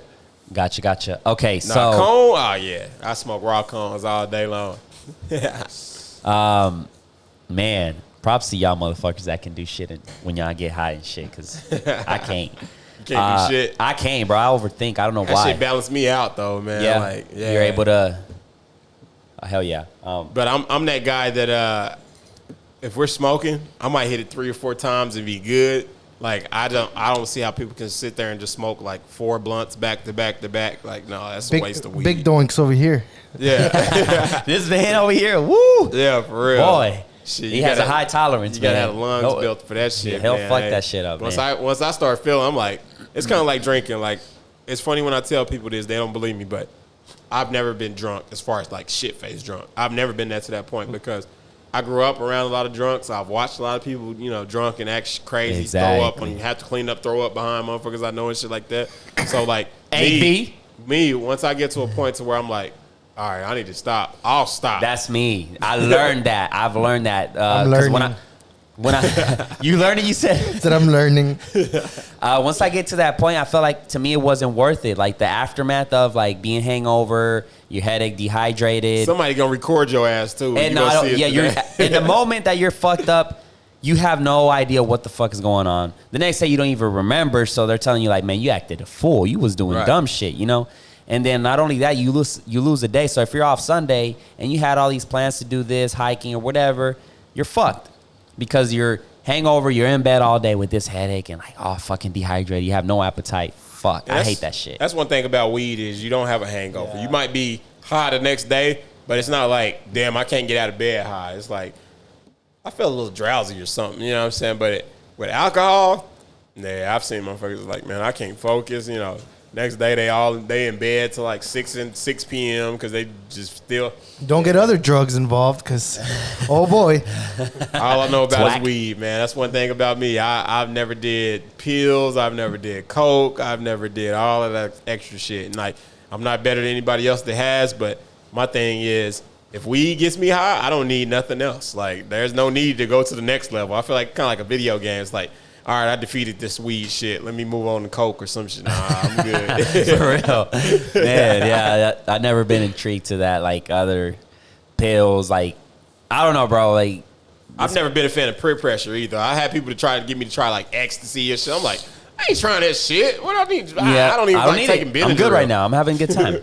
It's same with like you got to be yourself with or without alcohol. Like, there's people that are like, give me a drink and I'll do this. Give me like man, or right. Like like just be yourself. Like fuck it, like yeah, like just be yourself. Period. 100%, bro. But what's that strain, man? My homie grew it, so I'm not even sure what it's called. I grow weed as well, man. Shout out to Costaline. Oh, speaking of weed, yeah, the weed is the future, man. I think it's the future. The only thing we got to watch out is for, once it comes legal, at least here in Oklahoma, is like the big corporations are. Talking about recreational? Yeah, recreational. Yeah. Like when it comes, these big corporates are going to just take over. And those people that are been busting their ass trying to build something that been passionate about weed, then they're going to get fucked. They are going to get fucked. I don't think all of them, though. I think the people the smart business people that know how to strategize and. Not only that, the ones that are already killing the game now that it's medical, they're still going to kill the game when it's recreational. You know what I'm saying? So it's, to me, it only makes sense that if the price range is set at the right market and then the product has the quality that you need, regardless of what's going on, the little man is still going to make money. You know what I'm saying? Because guess what? Regardless of who else is selling there, it's like you've been getting it from me. You're not going to stop getting it from me just because somebody else came out. You know what I'm saying? That's right. That is exactly right. Yeah. Because that happened even on the streetwise level. A lot of street motherfuckers went legal.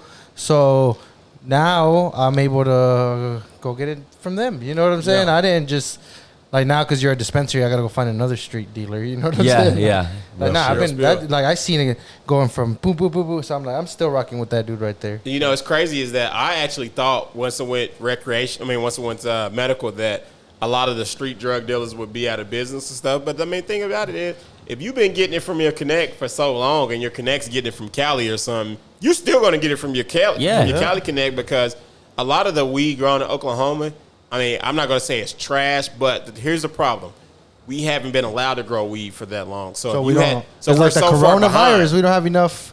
Not just that, we're so far behind. Cali's been recreational for so long. So Colorado's been recreational for so long. So they mastered that shit already. We hadn't mastered that as growers in Oklahoma. We're still trying to learn how to make it work for our humidity, how to make it work for our climate, how to make it work for the dirt we have here. Like, it's so much that we're trying to learn. We're learning. They've already learned that shit. Like, they mastered that shit. So it's going to take some years before us to be like, all right, Oklahoma weed is like legit. You know what I'm saying? Like, there's some good shit being grown, but the genetics are not from here. Clearly, right? It's coming from other places. There's still some trial and error to be made before we perfect this shit. Exactly. So if you're getting seeds from California of a certain brand, that brand is going to be fire, but you still don't have the climate that California has that's perfect for growing weed. Like, our climate here, it's kind of iffy. You know what I'm saying? But if you do it in like greenhouses and stuff like that, you know what I'm saying, indoor, it's kind of hard to mess it up. You know what I'm saying? When you do it strictly outdoors, it's a little bit different, but we're learning. It's more of a trial and error purpose right now. So but it's cool. I'm excited for it to be recreational. I think it's just a matter of time. Within a couple of years, then more states are leaning towards it being recreational, and it's cool. It's cool. How far along are we on the podcast right now? We are an hour and 9 minutes. Let's take a little break, and then we can come back and talk about the story with your buddy that you shared the other day. Bet. All right. That's a perfect story. First time in history that we take a break at the Half Court podcast. Yeah, real shit. Episode 34. First time we're taking a break. Yeah. Fuck it. Let's do it. Let's do it. Bet. All right, ladies and gentlemen, we are back. Shit. You got a contact. Yeah. He didn't even take a smoke break. Yeah, on me. We are back, and let's just get this rolling, man. Where were we? We were about to talk about a story. What story, bro? You got to remind me. I think what we talked about out there was a pretty good thing. Like, you were talking about Hispanics and blacks and stuff. That's a good conversation, I think. 100%. Now, speaking of that, what is your take on the whole situation of what's going on right now with the Black Lives Matter and, you know, the protests, George Floyd and all that good jazz, man? Honest to God truth. This is what my take's on it. We have been, as blacks, you know what I'm saying, as Hispanics, we have been the biggest targets in America for a long time. You get what I'm saying by that? Mm-hmm. That's why I cried last episode. This shit's got to stop. This shit's getting old. It's getting real old. You know what I'm saying? And I feel that we deserve the same respect as anybody else in America. We built this motherfucker. You know what I'm saying? Am I right or wrong? I agree. Yeah, I definitely agree. That's your take on it? 100%. Yeah, I think, it just has to be. Like I said, I'm glad that the whole protest and the whole shit, you know, the whole situation with the movement happened, and thank God for, you know, because you can see a lot of negativity on social media, but bottled water, bro. Yeah.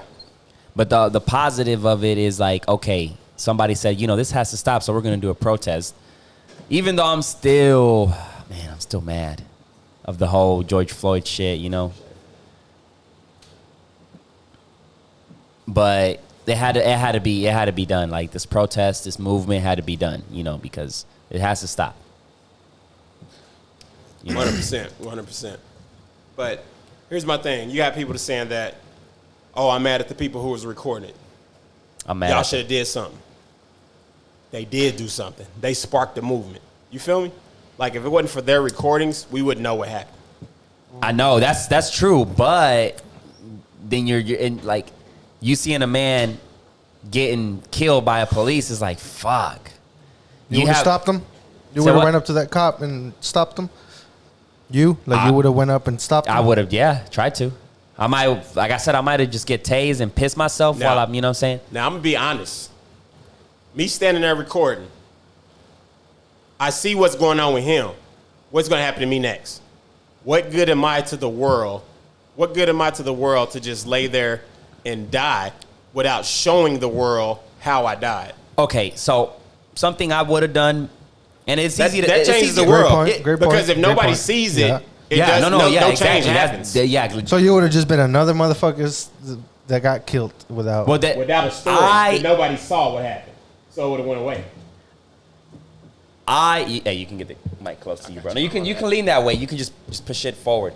Back hurt, man. I'm used to back support, back. No, yeah. That's why I stay like this the whole podcast. One. You know, because it supports your back. One thing I would have done is probably encourage the people that were around me. Hey, we all can do something together. You know, that would be the type of person I would have been in that situation. Because I know if I go by myself, I'm gonna get fucked. I'm gonna be another guy. But there's no time for that. That shit There happens is so time quick. for that. Yes, like, hey man, what are y'all doing standing there recording? Like, let's help this man. He can't breathe. He's saying it right now. Like, let's go. So let me ask you a question. Okay? Yeah. Let's be honest. So if there wasn't that person there recording, like you just said, and that person was actually defending that person, so now you have two dead. Hold on, let me finish. So now you have two dead bodies, but no recording. What happens to those two dead bodies? There was multiple angles of people recording. That's the thing. I get your point. But so who's to say that the one that got the footage and not the one that jumped in is the one that deserves the credit for it? It could have been either way. What if that person that encouraged everybody to say, hey, you know what, this man needs help, we would have had George Floyd today. He wouldn't have been killed by a cop. You know that you got to look out both situations. Like, yes, I get your point. But if you now have two dead bodies, because that's what's going to happen. You jump in and you try to choke out a police officer. Not choke out, but like, hey man, like, how you going to get him off of him? You're just going to jump in and say, hey, get off of him. No, you got to get off. That's not working. They were doing it on the video. I'm not doing it by myself. Hey man, that's not I know cool. I'm gonna be. Hey, stop that. You're going to get closer and say, stop that. You saying stop that while you're recording. You doing the same thing. Just like one video made the movement of the protest, the same thing could have been done as far as like not letting this man kill this George Floyd. You just said something that's very important. The video. We've seen it happen so many times. The video is what really sparked change. The video. You know why? Because now the people who never even thought this stuff was happening got a chance to see the video. There's a lot of videos of police brutality. Like, there's a shit ton. There's no excuse for this one, though. We've seen a lot, but we've seen a lot of excuses. Am I correct? I'm talking about excuses where people get off. Right or wrong? We've seen so many of them get off. So to see somebody actually get charged, that's the change that we need. Like, no, this video worked. So that video was way more powerful than going up to the person and being like. So if they kill that person and you with no video, George Floyd was almost like a Jesus, modern day Jesus. Like he sacrificed himself.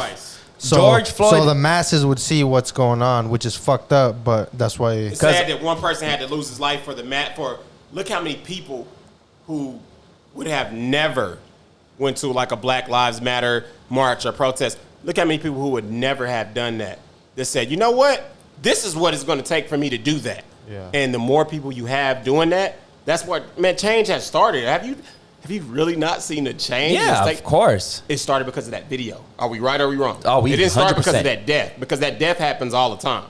100%. All the time by the police. 100%. So why is this death now the one that, no, it's the video. That video, there's no excuse for it. There's nothing that anybody behind the scenes can say, well, he did that because of this. Because when you jump on any of the news threads, what do you see? People defending it, right? Yeah. You can't defend that. If you defend that, you're basically saying, I'm a racist. Yep.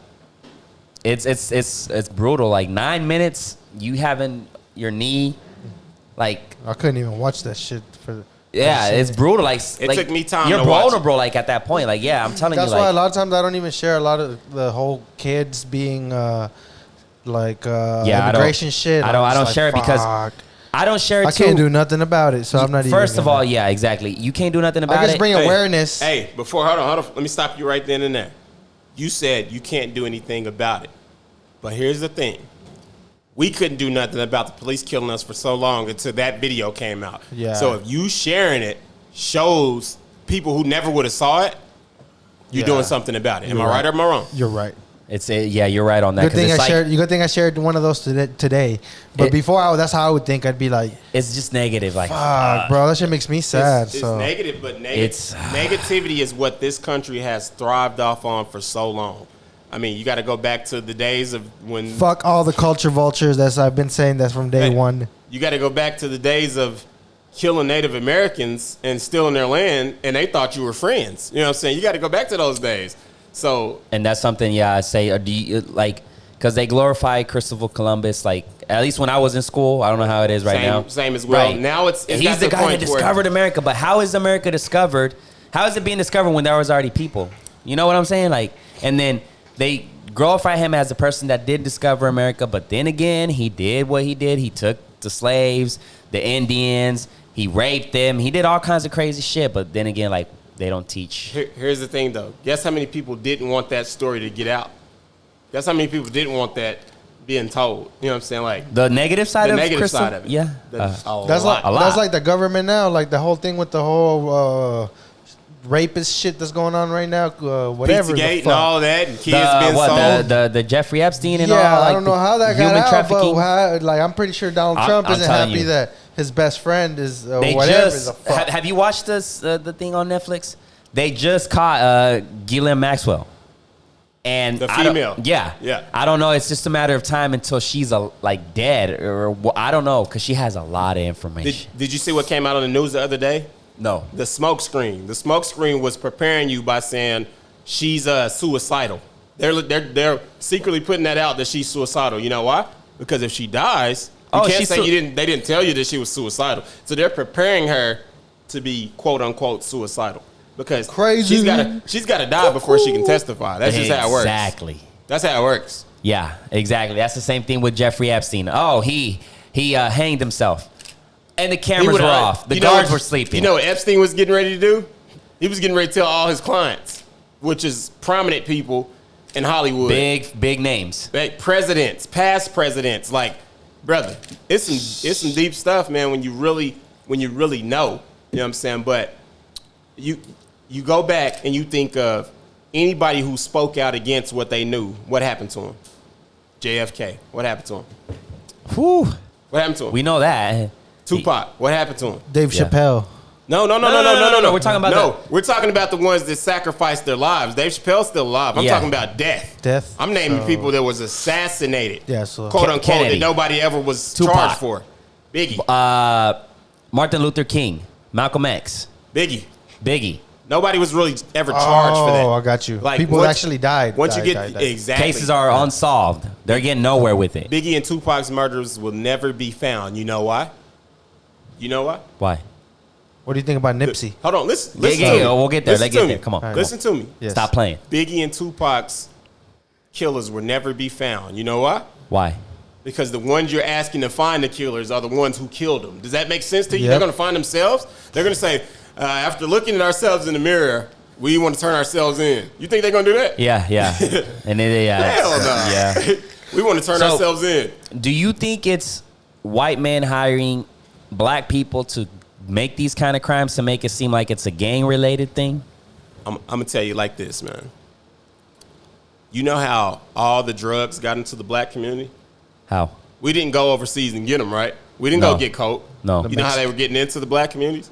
How? The same ones arresting them for the crimes. The same ones that were arresting them were the ones that knew what they were doing because they were the ones giving it to them. You know what I'm saying? Like, that has happened so many times where somebody has got a quote-unquote donation of drugs and you want them to sell them. It's like, so you think somebody really just going to give you drugs and say, hey, sell these drugs for me? But us thinking money, we accepted it. So you're saying that comes from the government? Exactly. So man. like the whole freeway Rick Ross situation. Are you familiar with that, brother? You seen American Gangster, right? You seen how the military was bringing back. That's real. You seen how it was bringing back drugs in coffins, right? Like people was dying. What do you think the wars are so really about, bro? Like they've been doing that for years. So what you're saying is the government starts this and then it just becomes a whole fucking... They're going to get the drugs, killing people for the drugs, bringing them back, and then making you sell them only so they can arrest you and take all the money that you just made for them. Have you ever noticed? I mean, that's what Dougie said in a podcast, that the county, or when somebody goes into jail, they make $30,000 off of that person that goes in. Just think of it like this. Have you ever noticed that they will let you sell drugs for like 3 to 4 years before they actually step in? Exactly. You know how many drug deals they've seen that they could arrest you on? They're watching, taking notes. Like, here's the thing. You are more valuable if I get you 4 years down the line than if you 3 months in. You know how much money you got 3 months in? Exactly. You know how much money you got 4 years in? Enough to be able to buy some police cars and uniforms and right? That is fucking crazy. Now that I think about it, because I'm like, they'll take the drug dealers' cars and then make them police cars. Hey, 100%. Hey, I seen this, man. I can't remember. It was in Oklahoma somewhere. A Lambo, I think. No, bro. It was one in Oklahoma, bro. I'm gonna tell you what happened. So they seized the police. They seized a drug dealer's like Hummer.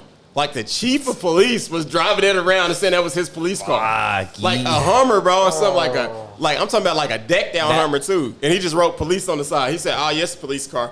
So he's really out here like actively pulling people over in a Hummer. That makes a lot more sense. Like, because 5 years, they're still studying you, taking pictures, and they have enough at that point to be like, all right, this motherfucker's gonna make us some good money. Hey. That makes a lot more sense now. So let me tell you something. Man. I know I've never been locked up myself. Glory to God. I give all glory to God, because I could have been locked up a long time ago, because I'm from every hood you could think of, from Murder One to Panic Zone to Prince Hall to 36 Apartments. Sooner, like, I lived in all of these places. Providence Apartments. Like, these are some of the slums back then. It's probably better now. I know how the game works. You know what I'm saying? Like, I know how it works. Like, there's nothing about the hood you can't tell me, because I've seen it firsthand. Like, I've seen how we're put in positions to want to do crime. You know what I'm saying? Like, we're put in positions where, at the end of the day, it's all a system, no matter how you look at it. It's just a system for us to just fall into it.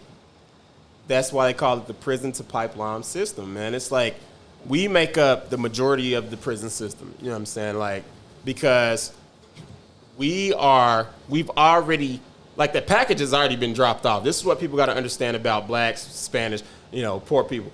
The package has already been dropped off in our DNA. It's up to us to say, I'm not going to sell those drugs. You know what I'm saying? Like, we have to break that cycle to where we've seen so many of our uncles and older people, our own people, do the same thing, and you know what's going to happen. Like, at this point now, every drug dealer gets caught. If you think about it. Every drug dealer gets... I forgot who said, like, have you ever seen an old drug dealer? Yeah. Every drug dealer gets caught. That's something that we need to be saying more, not just on Facebook, but in general, because I don't know... It's just a matter of time. Brother, I don't know anybody that was really doing it big that never got caught. Like, hey, what do you... Like, if you are doing it and getting away with it, get the fuck out. Yeah, like... Get out. Hey, you ask the old person, hey, what did you retire on? I'm a retired drug dealer. Hey, and this... You don't see that shit. American Gangster taught me something, man. You know how we get caught? How? By doing crimes with other motherfuckers? Or being too flashy? I think 100%. This is how we get caught. Especially when you're in This is how we get caught. all the houses, cars, and fucking materialistic. I'm getting ready to tell you some real shit. This is how we get BMF, caught. that's how they feel. We go by old school and just put the brightest shit on it possible. Like, we want to have the shiniest, brightest, whether it's be a brand, a Wonder Bread brand, or this or that. We go by the thing that's going to get the attention the most, because we want to be seen. But in being seen, you're also being seen like, who's this motherfucker? Where he work? Right. And once they start doing that research, this motherfucker don't have no job. That right there is we got to start watching him. It's like, do you actually blame them? Because most of them are like, they never had something, they struggled, and like, they come out of the trenches. Fuck, I can't even say it. Trenches. Right. Trenches, yeah. What you said, bro? What are your thoughts on jewelry and shit like that? Because you could obviously, like, if you wanted to have a chain or a little bracelet, you could have it. You're humble, like. Hey man, look at me, bro. So I don't have no bracelets, no watches, none of that shit, bro. But the thing about me as well is, My favorite color has always been red. Even when I was younger, like I like blue at a young age. That's my color too. Real Red. bloody. My favorite color has always been red. Out of all the hoods I've ever been in, I've never been quoted on any set. I've never said "What up, blood?" That ain't never came out of my mouth. Like, in fact, I say "What up, cub?" more than anybody. Like I used to think in elementary school I was a Crip. You know what I'm saying? Middle school as well. I thought I was from '60s. But you see me, I wear red. Red is just my color. It looks good on me, better than, you know what I'm saying, anything else. So I always get confused as he's gang affiliated or something like that. So not only do I have to worry about, you know, real gangsters out here that might think, oh, that's a blood, even though I'm not, you know what I'm saying, or police, oh, that's a blood, even though I'm not. So now I've already got an established target on my back just because I like a certain color by this group and by this group. So when I say that we are America's most wanted, like, why can't I wear red? Why does it have to be affiliated like you with a gang? off top, if you get off at 7-Eleven right now, it's a black dude with a red shirt. So you're And red shoes. like I'm gonna look. That's what you're saying. Like you're basically you've been doing. Hey, and I am not gang affiliated whatsoever, and that's what makes me mad is that So that I what can't that wear means a color without it being affiliated with something. What that something means is bad. that you always have to ride clean. Like you can't even have a illegal blunt on you because they might target you, and you're like, "Fuck, I just have a blunt." You got to be smart. You got to be smart from both ends, though, because just like I said about the police, you got to worry about these guys over here that think you in the gang. So you know, somebody just got shot and they think a blood did it, and they see you in red, they're automatically gonna think you're a blood. So what I did is I'm smarter than that. I'm not dumb. I'm not gonna be caught slipping. So everywhere I go, I pack a piece. You know what I'm saying? Like I'm active when it comes to shooting things like that. So I pray to God that I'm never put in that position. Yeah. But I pray to God that person's never put in that position as well, because somebody's going to lose their life. You know what I'm saying? Yeah, same. And my mindset has been for a long time, kill or be killed. You know what I'm saying? Like you got to be ready. If you walk around this earth and you feel like nobody would ever try to take your life, you got to go back and look at, like you said, Nipsey. If you listen to he got caught lacking. If you listen to Nipsey's album, Nipsey said in his album, "You're not gonna catch me slipping." What happened to Nipsey? He also said, "30s after all the banging all them years, how you some shit." Died at 30. Yeah, exactly. Yeah. So, bro, that happened. So as I listen to Nipsey, bro, I realized you didn't listen to your own advice. He didn't take his own advice, bro. And I'm guilty of that. I know a lot of good shit, but I don't take my own advice sometimes. You got to, bro, because you don't want to be Nipsey when it comes to the sacrifices that Nipsey had to make. Nipsey, they say, this is just hearsay, I'm not for sure, but they say Nipsey had a bodyguard. So Nipsey's bodyguard was always packing, like he was allowed to. So Nipsey had a friend that just got out of prison, and he hit him up like, "Hey, bro, I just got out, I need some clothes." They say, Nipsey didn't hesitate. He's like, "Oh, man, meet me at the store. Like, I got you. Like, I'm just gonna grab you something." That's, being a homeboy. He didn't think. He was driven by emotion. Exactly. He like, man, I got to help my partner out. He didn't think, let me call my guy. Like, I still ain't riding. Like, he was like, no, I'm just going to run up the street. I'm coming right back. It was like, it's not a big deal type shit. It's like, let me go handle this and I'm coming right back. Like, let me move by myself. Like, let me see if I can do it. The day he did it is the day he lost his life. So out of 364 days that year, he always had his bodyguard. But the day he said, yeah, I'm just going to run. This is just going to be quick. That's the day he left this earth. You know what I'm saying? So you got to use what happened to Nipsey as a prime example. Because that way we don't make the same don't slip. Exactly. And we keep the as corny as it sounds, the marathon going. Like, hey, the marathon didn't stop when he died. You know what I'm saying? But it's just so crazy that being from the hood, the same gang that Nipsey was banging was the same gang from the guy that's from his same hood, 60s. Is that not crazy? Like, you bang all of them years for these numbers, for this government-owned block that y'all are claiming, that y'all's family don't even really own. To get killed by somebody that's... allegedly, the dude got called a snitch, and that's why he got killed, or that's why he came back and killed him, right? I learned allegedly. You got to say allegedly before you say off the bat shit like this. Shout out to Dunn Hernandez because we wasn't there. Yeah, allegedly. But that is what is being said. Yeah, that. So and he's got butthurt because he said it in front of some other people. Like, but I think I've heard Nipsey say something like, "Don't ever let your emotions disrespect somebody, and then it might get you killed," type thing. So it was like, that was a weird thing to me that I was like, That sucks, bro. That he knew better, and he still. Bro, when you think of that album, bro, he kind of preached his own sermon to his death, bro. Like, and he was warning himself about what not to do. It's almost like is this shit played out? Because it's like a movie, bro. It's like you listen to Victory Lap, bro, and that shit. Like my dad, he's a hardcore Mexican. He don't like rap. He's like, that shit makes my head hurt. The other day, when you listen to that, he vibed. Yeah, we're at the shop working, making cabinets, fucking getting dirty and grimy, and my dad was getting into some Nipsey, I was like, dang, that's crazy.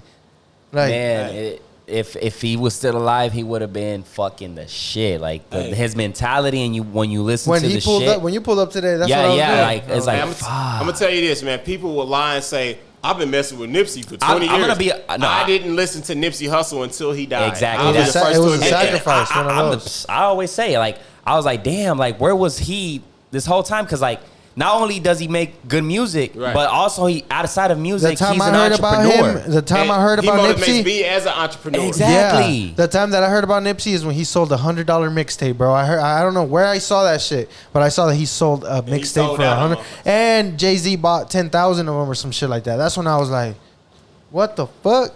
Hey, what the hell Jay-Z did with 10,000 of them mixtapes? What you think he did with them? Flipped them bitches. Yeah.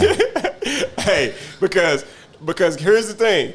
After that thing become a hit, they like, where can I get that mixtape? God damn it, Jay-Z. Jay-Z hit him with it's $200. Yep. So you gotta pay $200 if you want it. Jay-Z got a pack with the devil. Yeah. Hey, don't kill the honest to God truth. I'll tell y'all something else about me, man. This is, open conversation. Me personally, I've never been a fan of Jay-Z or Beyonce. Like, I've never been. Me too. Ever. Kanye, I haven't been a big fan of Kanye. Okay, so if we're if getting into deep conversation, do you think that they have some sort of pact with the devil? Hey, man, I'm going to tell you like this. Man, and you can take it for what it's worth. Anybody with a large amount of money is already in the devil's backyard. You know what I'm saying? Because here's the thing. That if you know the Bible verse, it says it's easier to go through the eye of a needle with a camel than it is to get into heaven for a rich person. You know what I'm saying? So you got to think. What does that mean? Once you get to a certain amount of money, a lot of them cats don't care about nothing but making more money and keeping their money. It's like, I can't let this go. They're not worried about, you think okay, so? I got all this money, now let me help some people. No. You know what I'm saying? You have some to do that, but what I'm saying is there's a pretty good amount, man. They get like rich, and they're like, nah, I'm just gonna I'll put it in a vault. I'd rather put it in a vault and die than help some people with it. You know what I'm saying? So I can't speak on who's doing that, but I mean, you got to be crazy to think it's not happening. You might hear about somebody donate some money here and there, for charity. Tax write-off at the end of the day. That's what it really come down to. This isn't a sports show, but I'll break it down for you. So I'm a Jordan fan, all-time great. LeBron is great as well. I like LeBron. I think but because you grew up watching Jordan, right? I think they're both GOATs. I grew up watching Jordan. Finally, we have somebody that actually grows up watching Jordan. Yeah, I'm a Jordan fan over LeBron all day long, but when it comes to what LeBron does off the court for his people and others, I'm a LeBron fan all day long because. But see, you can acknowledge that, and that's because, man, when I get these Jordan fanboys and shit, fuck. They always hate on LeBron. Like, you acknowledge that is exactly. I grew up on the LeBron age, but I can look back and say, man, Jordan is also the GOAT. You can't just say, like, hey, it's only LeBron. Fuck no. It's Jordan as well. It's two GOATs. It's different generations. It's an older GOAT and a baby GOAT. You know what I'm saying? Exactly. Like, they can't be the same age. So Right. So to me. Mad respect for both, man. Hey, brother. LeBron, but I get what you're saying with LeBron. Hey, I done bought Jordans and I done bought LeBrons. I done bought Jordan jerseys. I done bought LeBron jerseys. So I'm not gonna sit here and act like LeBron ain't the man. Which one did you feel fresher in? Oh man, 100% Jordan all day long, man. I would say the same too. Being me 100% LeBron fan, I'd say, hey, there's something about them retro J's. Hey, woo, hey man, boy. Think about me. I remember growing up as a kid. I would see like all my homeboys and stuff. They would get the Jordans and stuff. I had them Shaqs. Hey, you had the Shaqs. Let me tell you what I had. I'm gonna tell you that. I say it once again. Thanks to Shaq. I thank Shaq because in the time that I couldn't afford Jordan, he was there to give me affordable shoes. So thank you, Shaq, for that shit. I'm gonna tell you what I had. I ain't even had. I would have been happy. Thank you, you big bastard. I would have been happy with Shaq. You know what I had? Yeah. Bro, I had some baseball cleats, bro. I'm going to tell you the story. Shit. Bro, my mama went to Payless one time, right? she seen these cleats. They had MLB logo on them or something. She was like, oh, them is nice. So she asked me to try them on. I'm like, Mama, these is baseball cleats. She's like, no, these are shoes. I'm like, Mama, these is baseball cleats. She would not let it go, bro. She bought me these cleats, right? So she made me wear them to school one day. I'm literally walking down the hall, bro, in baseball cleats. This ain't no fake story, bro. This is real. My mama tell you this to this day. That's got to be a hella fucking shit. Exactly, but slipping through the hall. It's like you're a female with fucking like high heels or some shit. That's how it where they had to feels. get your ass whooped type stuff. So I had to wear them. So I wore them, bro, and I just remember I told my mama, I said, Mama, they said I can't wear these no more. See, I'm smart.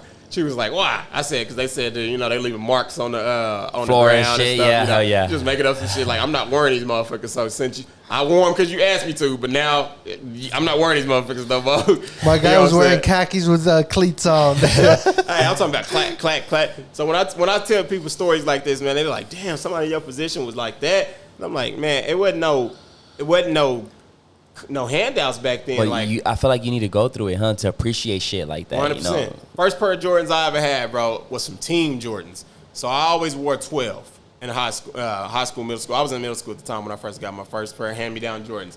I wore 12. Bro, these Jordans was like a size 15, but they was Jordans. So you know what my ass did? I wore them bitches to school. Cause I was like, put some socks in that bitch. Hey, I remember my homie Corey one time. I had some shoes and I was like, he was like, hey, let me borrow them shoes. I was like, what size do you wear? And he was like, it don't matter. I'll make them fit. Right. Okay, before we continue, I just want to get this out of the way. I got a question for both of y'all. Bet. This is going back to the rappers and the legends and shit. Do you, Slawta, NAV, think Juice WRLD is a legend? I'll let you go first. Yeah, for his people. Why? Because I feel like the music he made, people and the true fans that he had, they'll forever remember that stage in their life when they were listening to Juice WRLD, whether it's like that girl they were with or whatever they're going, they'll remember like they listened to Juice WRLD. So 30 years from now, they'll be able to be like, yeah, I remember when I was, yeah. So he's legend, yeah. You? He left enough work. Give it. Like I'm about to break down some real shit for you. He left enough work on this earth Here's the real spill. That you just asked is the same thing as asking who does the person think is better out of LeBron and Kobe or opinion. LeBron. It's opinion, bro. So to say do I believe that? That's just my opinion. That don't make it facts or not. It's your opinion. It's what you feel. So there's people who do feel that Juice WRLD was a legend. Me personally, I don't feel that Juice WRLD was a legend. That's just my opinion. That's my opinion. So do we have to redefine things now? Like, do we have to make a dictionary where like? No, I think I agree with what Slawta says. What makes? I agree. Like, what makes opinion? Like anybody can say they're a GOAT, but what makes a GOAT? I think exactly. Like, that's what I'm saying. Your opinion makes it the GOAT. It's your GOAT. It's not my GOAT. That's your GOAT. Yeah. So there's 1,000,000 how many people GOATs, but it's all about your GOAT. Yeah. It's not about what's facts. You cannot ever say. There's no way to judge and say who was better out of LeBron and Jordan unless you say, what? How many championships was won? Yeah. That's my debate. Yeah. I always go back to that. But I can't go about that. But here's the deal. You gotta let me finish. Why? About the championships? Hey, then Bill Russell would be the ultimate GOAT because he has 11 chips.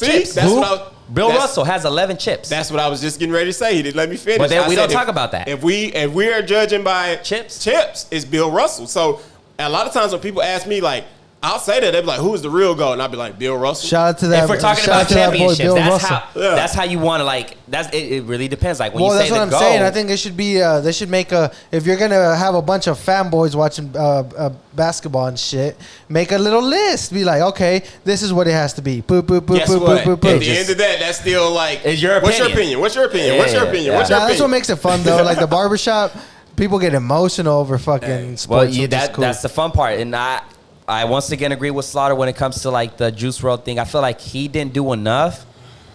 What is enough though? Who has these? Who makes? That's my opinion. Once again, it comes down to my opinion. I feel like maybe it goes back to what you're saying. Yeah. Maybe a kid that like had memories of like, damn, I remember when I was at the club and thanks to Juice WRLD's song, I was able to vibe with this girl and I hooked up with her. I smashed her. I don't need a Molly. I'm a savage. I think to be honest with you, when I'm on that Molly, I'm a savage. When I'm on that Molly, so I'm I a think savage. it just I guess because I'm older, it's just like one of the things that he really encouraged is drugs. Yeah. Which a lot of young Which rappers is what he tend died to, from. Right, which So, is what he died guess from. how many other people died from the same way he? It's like You he just encourage- let him, So maybe a lot of so he like little- kind of let him off a cliff when you think about it. Exactly. I mean, when you sit there and you say, "Oh, he was a leader, he was this, he was that," like really, he was just like, "Come to the cliff with Wait. me. We're gonna jump for free." Like, I don't know if it has to do with, because we talked about this before. Like, is it because of this generation being more soft? But he actually and- made good music though. He did. Hey, We're not knocking hey, that. Can you say that again?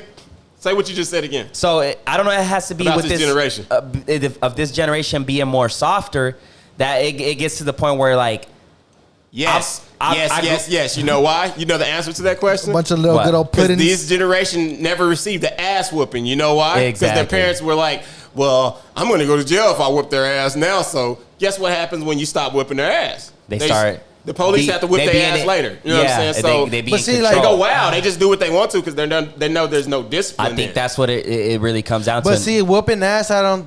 Would you, I don't think you. I think you can still make a statement by not whooping ass. Though. You're like- absolutely right. Like with your son, you Yeah. taught. Like But you give him, you like threaten him with that ass whooping and see what happens. Like, bro, that lesson you taught your son Look, probably hurt him look, more than the ass look. whooping. No. In little increments. He was probably like working with your homie. It only like, took my mom to Hey. be like, if you do this shit one more time, if you touch that shit one Yeah. more time, Hey. you know what's the rest. I need It only both of y'all took to- that for me to be like, I'm sitting down, mom. My I bad. need both of y'all to answer this question for me. We're going to solve this.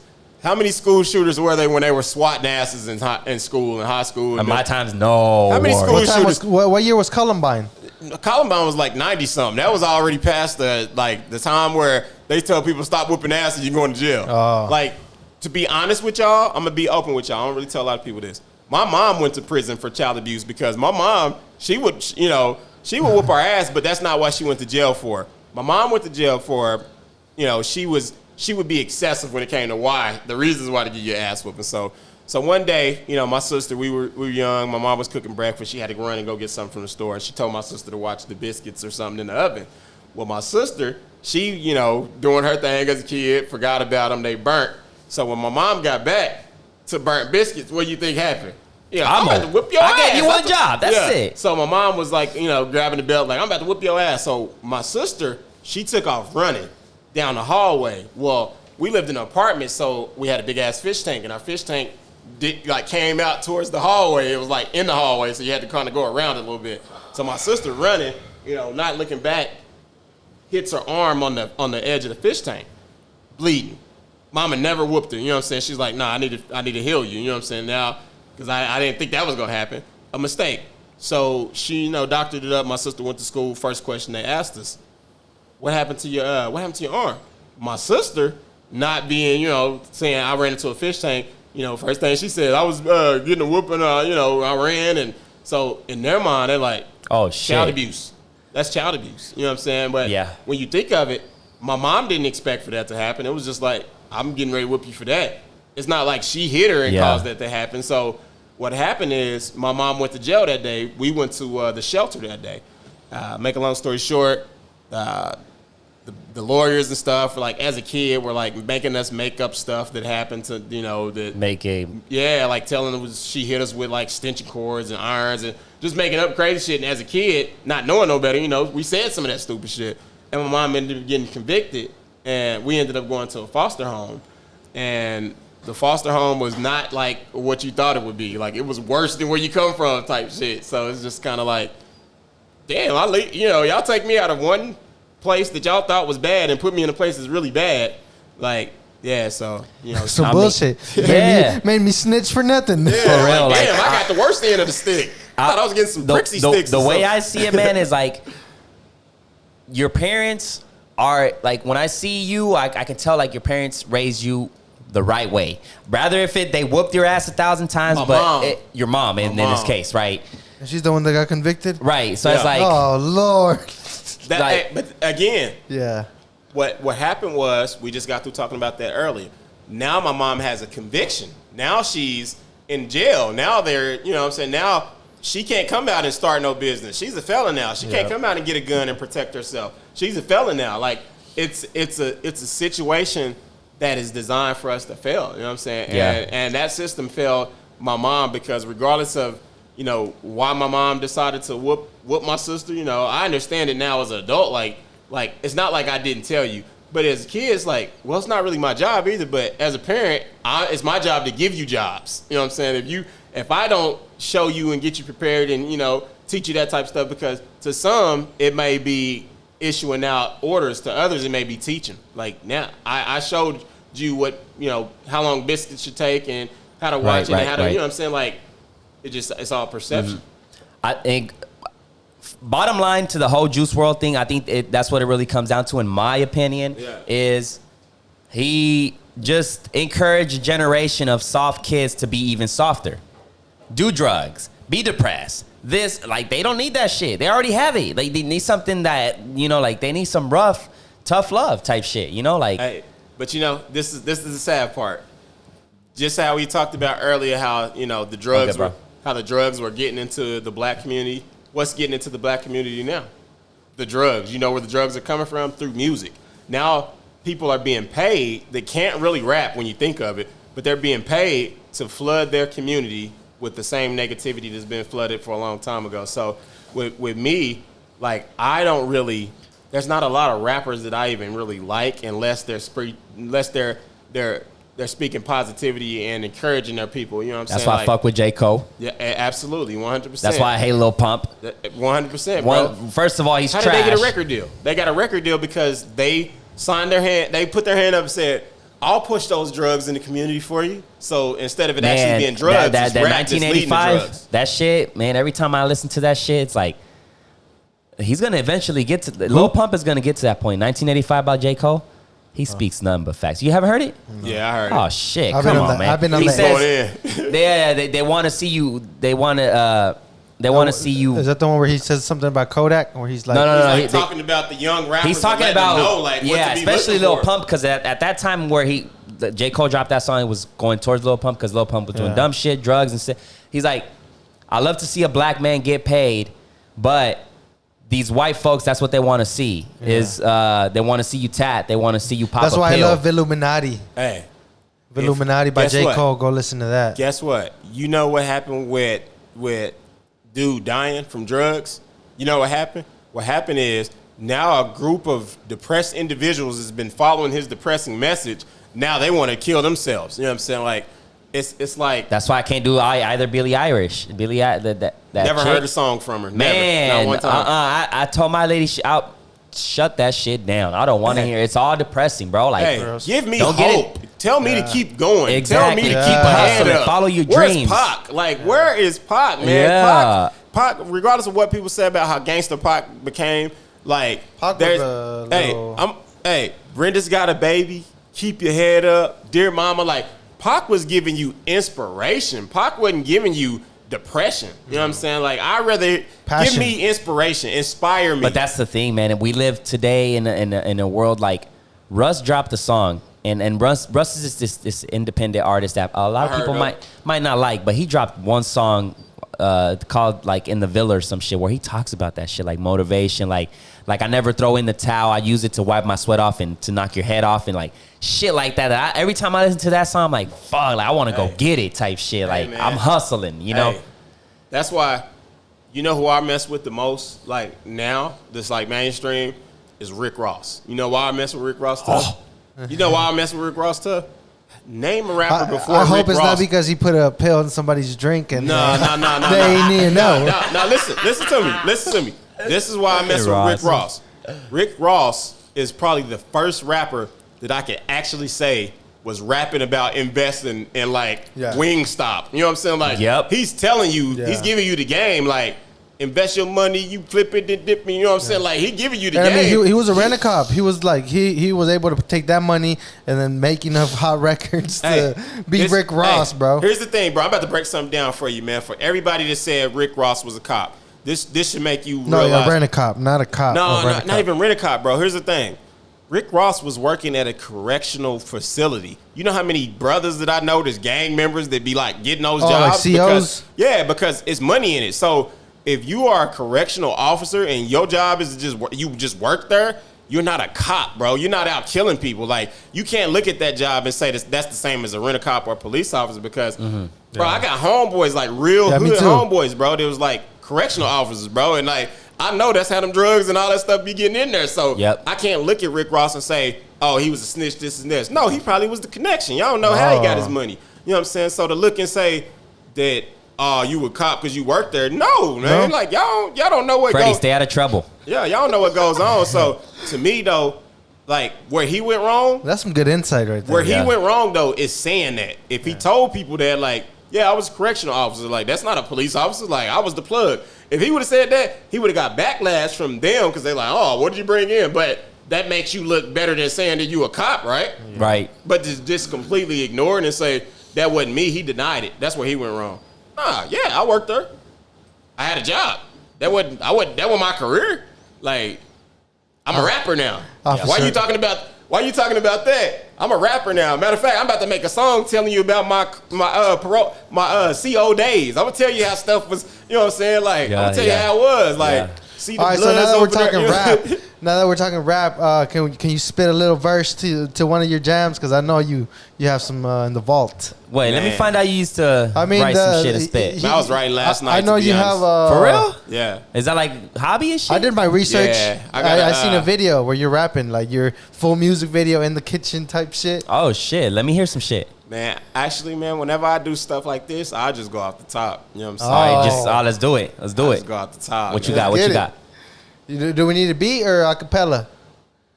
Man, we gonna acapella, man. All right. Went outside to blow, and you know that boy ain't tweaking. Sitting here doing a dope podcast with the Puerto Rican. Yeah, he the homie. Got the Mexican in the corner. See, we gonna get it, and we blowing marijuana. We just stepped outside, and we got our minds right. I keep it so fresh, yeah, I keep it all right. You know them boys hate, but yeah, they ain't gonna stop me. And I ain't even tripping, got the 9 if they pop me. I'ma pop back, I ain't tripping, no. Oh, shit. Yeah, man. We got the flaws here. It's so crazy, because once I get going, like, I might start off a little jagged, but once I get going, it like, just takes over from like, there. You know what I'm saying? Like, I grew up, like, really listening to, like, Texas music, so I'm, like, really influenced by. Shout out Slim Thugger, man. Yeah, man, I'm really influenced by, like, Texas music. Like, Pac is my all-time favorite as my young ages.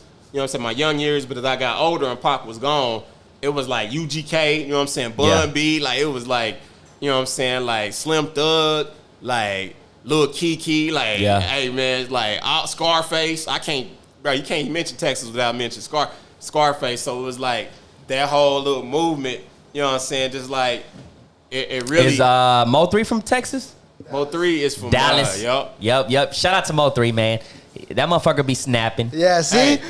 He be snapping. Yeah, that's AV's favorite rapper. Hey, niggas be hating, but then eventually they hop on the boat. If you can't beat him, join him. You know? Hey, man, this my thing, bro. Shit. With the whole Mo3 and Yellow Beezy beef and all of that, you know what I'm saying? Is that still going? Man, I don't know. I don't really get into it like that, but to me, man, I feel like that's what they want them to be doing. They want them to knock each other off because that eliminates, you know what I'm saying, the power in the community.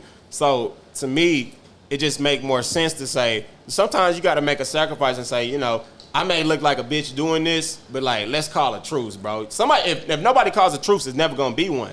You know what I'm saying? But to be like, you know, regardless how much blood shed, they're you know ego tripping, bro. Yeah, real shit. That's the thing with rappers too. They just ego trip too much. Sorry. One good thing about look at the bigger picture. One thing I noticed about being a director, like shooting videos. Yeah. I'll shoot a video. As soon as we drop that video, another rapper hits me up and they're like, I need to drop a video. Why? Because they just seen somebody drop a video. So I'm like, this is gonna. It's ego. Like they're just look like, at the bigger picture. Somebody just dropped the video. I'm about to. I gotta drop a video. Hey, we need to squash this shit. Let's squash it and let's unite and make some music. Let's collaborate. Let's do something like you know what I'm saying. Or not necessarily. Or even not even collab. If it's gonna squash the beef and if y'all one thing about Mo3 though is I think that he's a very like institutionalized hood motherfucker, so that's why he's been They both are, bro. They both are. But I don't think Yellow Beezy is as institutionalized as Mo3. Yeah, but he from the hood, bro. He'll knock your melon off real quick. Like that's what we forced to do. And to me, because if you look at the disses that Mo3 has dropped, bro, he's like 5 disses in, disrespecting him, calling him a bitch, calling him all kinds of shit. Like, snapping. Maybe somebody told Beezy, all right, bro, ignore him. Because here's the thing. Here's the thing about the whole situation. You have folks that have been hating us for years as a race, right? They don't have to kill us no more. Like, the KKK ain't got to kill nobody. Because we're killing each other? Bro, like, they're paying, these record labels are paying the hood to put the poison in the hood, because once you put the poison in their minds, what happens? Now they want to kill each other. Now they're not a threat to any other race. Now they're not a threat. You know what I'm saying? So I'm from the hood, man. I'm not sitting here trying to preach this black on black stuff, because it's sad that with everything going on, I speak out on police brutality a lot. But the moment I say, all right, well, I can also talk about let's fix this problem too. Let's fix them together.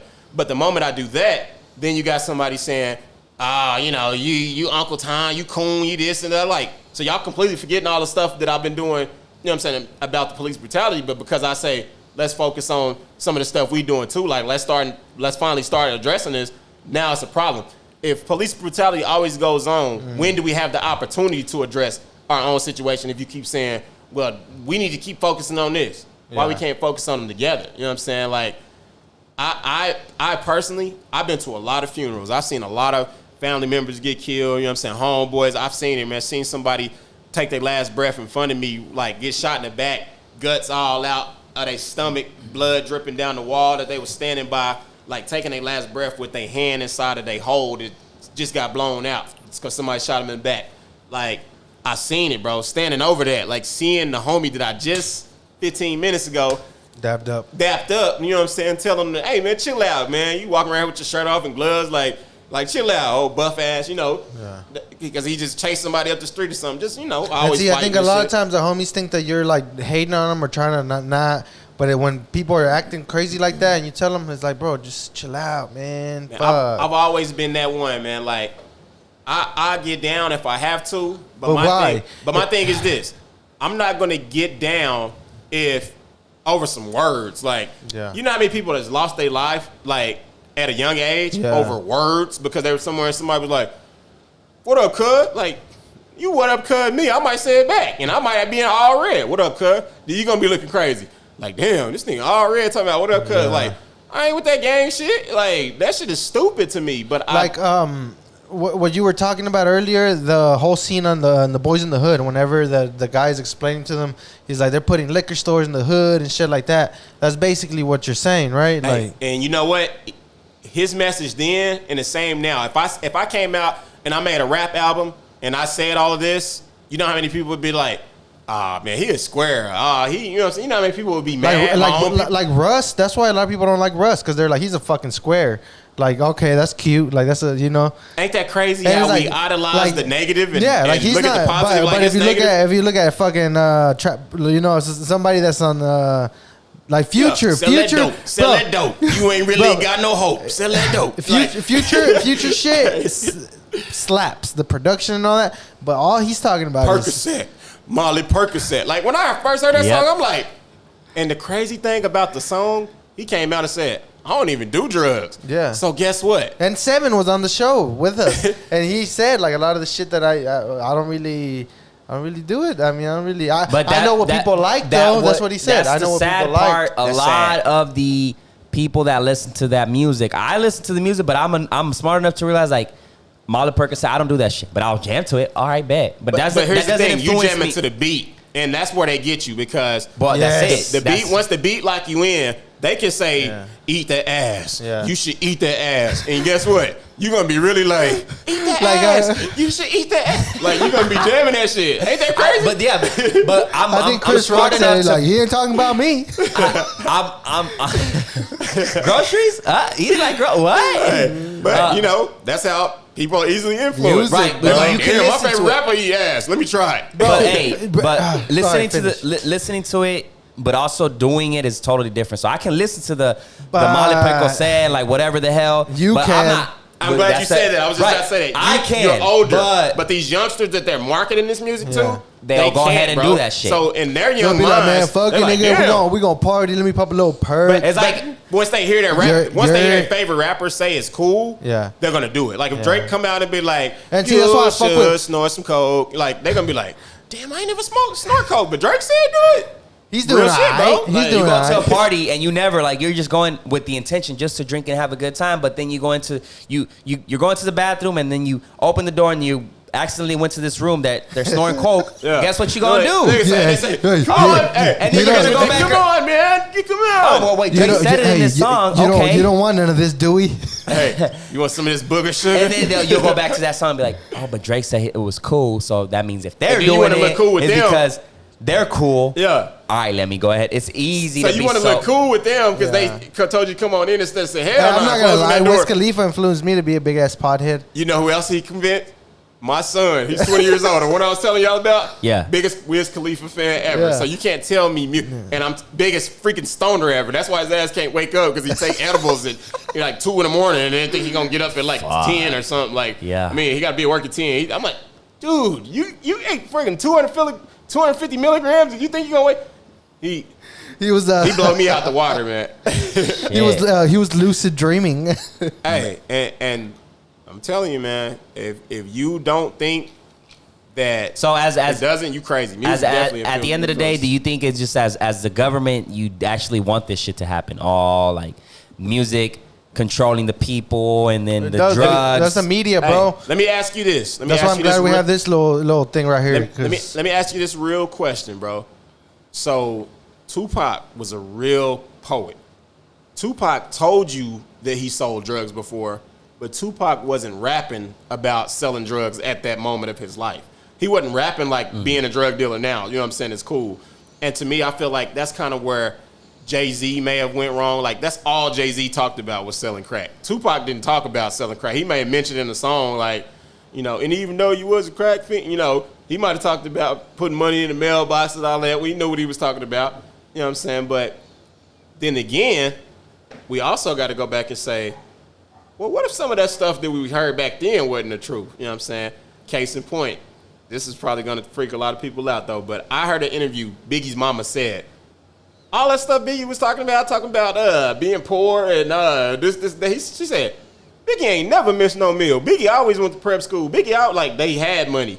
But she said Biggie was rapping about his homeboys who really was in the hood. Now, as Biggie got older, he was selling dope, you know, after the fact. I think Ice Cube did that too. He was like a narrator. He was just like he would write about what the fuck was going on because nobody else was doing it. I like if I become a rapper, I'm a rap about shit that I saw. Yeah. Like I saw like fucking drive-bys. Yeah. I didn't live it. I'm not that fucking gangster, but I saw that shit. It's like when that's the crazy shit. when Drake said, "Boy, don't make me catch a body like that."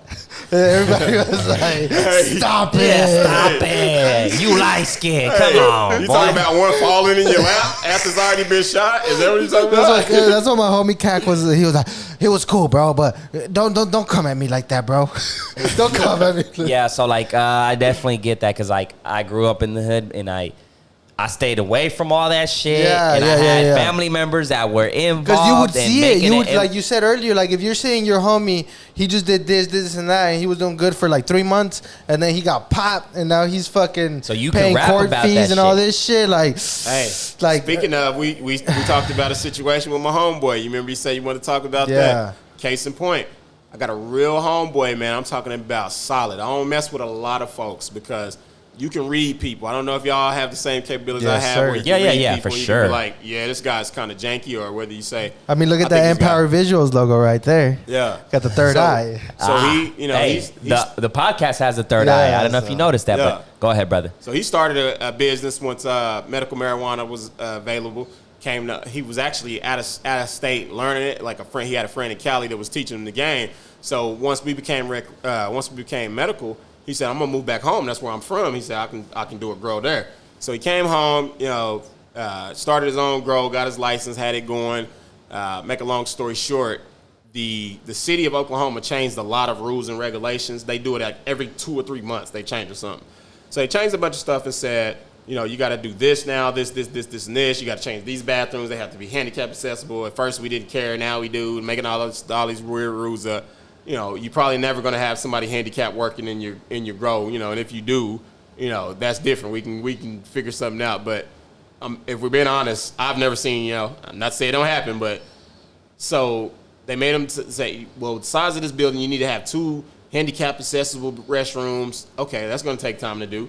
Now we got to have, the electrical wiring has to be this. Like, well, you didn't require that before you gave me this license. So now you gave me all these stipulations of things that I need to change with a short amount of time. Do you think they were making it complicated for him? They're making it complicated for not just him, but for a lot of people. And a lot of people that look like me, look like you, what I'm saying? Like, it's really complicated. But make a long story short, his license had expired. So as his license had expired, he already had some plants in the works, what I'm saying, that he had to finish out. In finishing out that, somebody tried to break in his facility. He was there one night, somebody came, he seen him on camera come through the hole in the gate. He was like, what the hell are they doing? And then they came, they were looking, trying to see if any cars out front. It ended up start prying on his back door. Like, his door is probably where I am, probably where that door is or something. So you can, but it's a wall, so he can, the door it don't have a window or nothing like this, so it's just a door you can't see. But he's looking at the camera at this guy prying open his door. So he gets his gun, he goes to the door, he tells the person, like, hey, what are you doing? To scare him off. The person's still prying on the door. So what he does is he fires a warning shot, boom, boom, boom, 3 warning shots at the base of the door, like, downwards as warning shots. He wasn't trying to kill the guy because when he was on camera, the last you seen him, he wasn't right by the door. He was like kind of to the side, prying it open. So, it's just ironic. The guy was actually bent down. So he went from standing up on the side to bending down low, trying to pry it open because he couldn't, how you try to get leverage in different spots. Took a bullet right to the head, died on the scene. But on camera, you can see after this happened, after he shot these warning shots, he opens up the door and he runs out the door looking to see, because the guy's car was parked over here, so he knew where the car was. He could see it on the camera. So he goes that way to see if, if the guy went to his car, and once he couldn't see him, he turns back around, he looks down. The guy's dead to the left. He fell to the left instead of to the right. So there's like an air conditioning unit right here. So the guy, boom, falls over. So he don't think at this point that he's even shot this guy until he turns around and sees this guy on camera. You can see him on camera like, damn, like, shit, this ain't what I was trying to do. You know what I'm saying? So he immediately calls his wife, let him know, hey, getting ready to call the police. Somebody just tried to break in. I shot through the door. I'm just letting you know. So, so calls police. Police comes out, investigate the whole thing. They tell him on the scene, hey, this is justifiable. This guy was, getting in your facility, yada, yada, yada. You're good, but there's an issue we have. Where's your license? Hands him expired license. Yeah, my license expired. All right, we got to call, the people that's over the medical marijuana. They come out, they say, all right, well, this is grounds to be arrested. So he's arrested, released from jail maybe 4 hours after that. Still nothing about any charges about, killing this guy. So, 2 weeks goes by, and his mom died on a Tuesday from cancer. He was taking care of his mom. Wednesday, they come in, like, SWAT team, like, to his house, guns blazing, like, families over there because his mom just died, like, cussing everybody out, unnecessary shit. I feel like that they could have called him and said, hey, I just want to let you know charges have been brought up on you from the DA, you turn yourself in or whatnot, or just he would have turned himself in right then and there because he's like, I didn't do nothing wrong. Like, let's get this solved. Like, let's see what we can do to get it solved. So this is so unorthodox how this happened. So as he's on the scene, the detective comes on the scene, he's got to investigate or whatnot. So the detective allows him to sit in his wife's vehicle as he questioned him about what just happened. Normally they take him downtown or something like that. Hey, let's go somewhere. So the detective said at the bond hearing that he felt comfortable enough to do that with him. Tells you right there he didn't feel like he was a threat. You know what I'm saying? So he did that. Interviewed him. Where he went wrong, where my partner went wrong is he shouldn't have talked to him at all without a lawyer, because that's where they get you. They get you on the adrenaline that you have going on at that moment. So you might say something that may not be accurate because, think about it. Your brain hadn't even had time to slow down yet. Or process everything and shit. You just killed somebody. Now you want me to give you the testament of what happened right then and there? Like, how much my heart is beating? You know how much my mind is racing? Like, I just killed Give somebody. me a blunt. Yeah, bro. So, he did that, and he wanted to clear his name. He gave him the video evidence. And the way that it was presented to him is that, you're good. But David Prater, he brought charges on him. In situations like that where you just killed a guy because he tried to break into your business and shit, and like you said, the adrenaline and all that good jazz, your best recommendation is to not say shit until you get a lawyer. Your best recommendation is say, as much as I want to tell you, I cannot tell you right now. And you can even say that, my adrenaline, I don't want to talk. Do you know they would not arrest you right then and there? That's your right. Because it's your right to speak to them with the lawyer. They don't have any charges on you yet. So they don't know what happened. And remember, they can't charge you if they don't know what happened. They'll play good cop and just oh God. To try to get the information they need to be like. When they're playing nice, be careful. That's exactly what I just said about him being interviewed in his wife's car. That was what you just said. He shouldn't have been interviewed in his wife's car. He should have been downtown with the lawyer. At the lawyer, because at that point, if you got me in my wife's car, you're making me feel that's I'm good, and you telling me I'm good.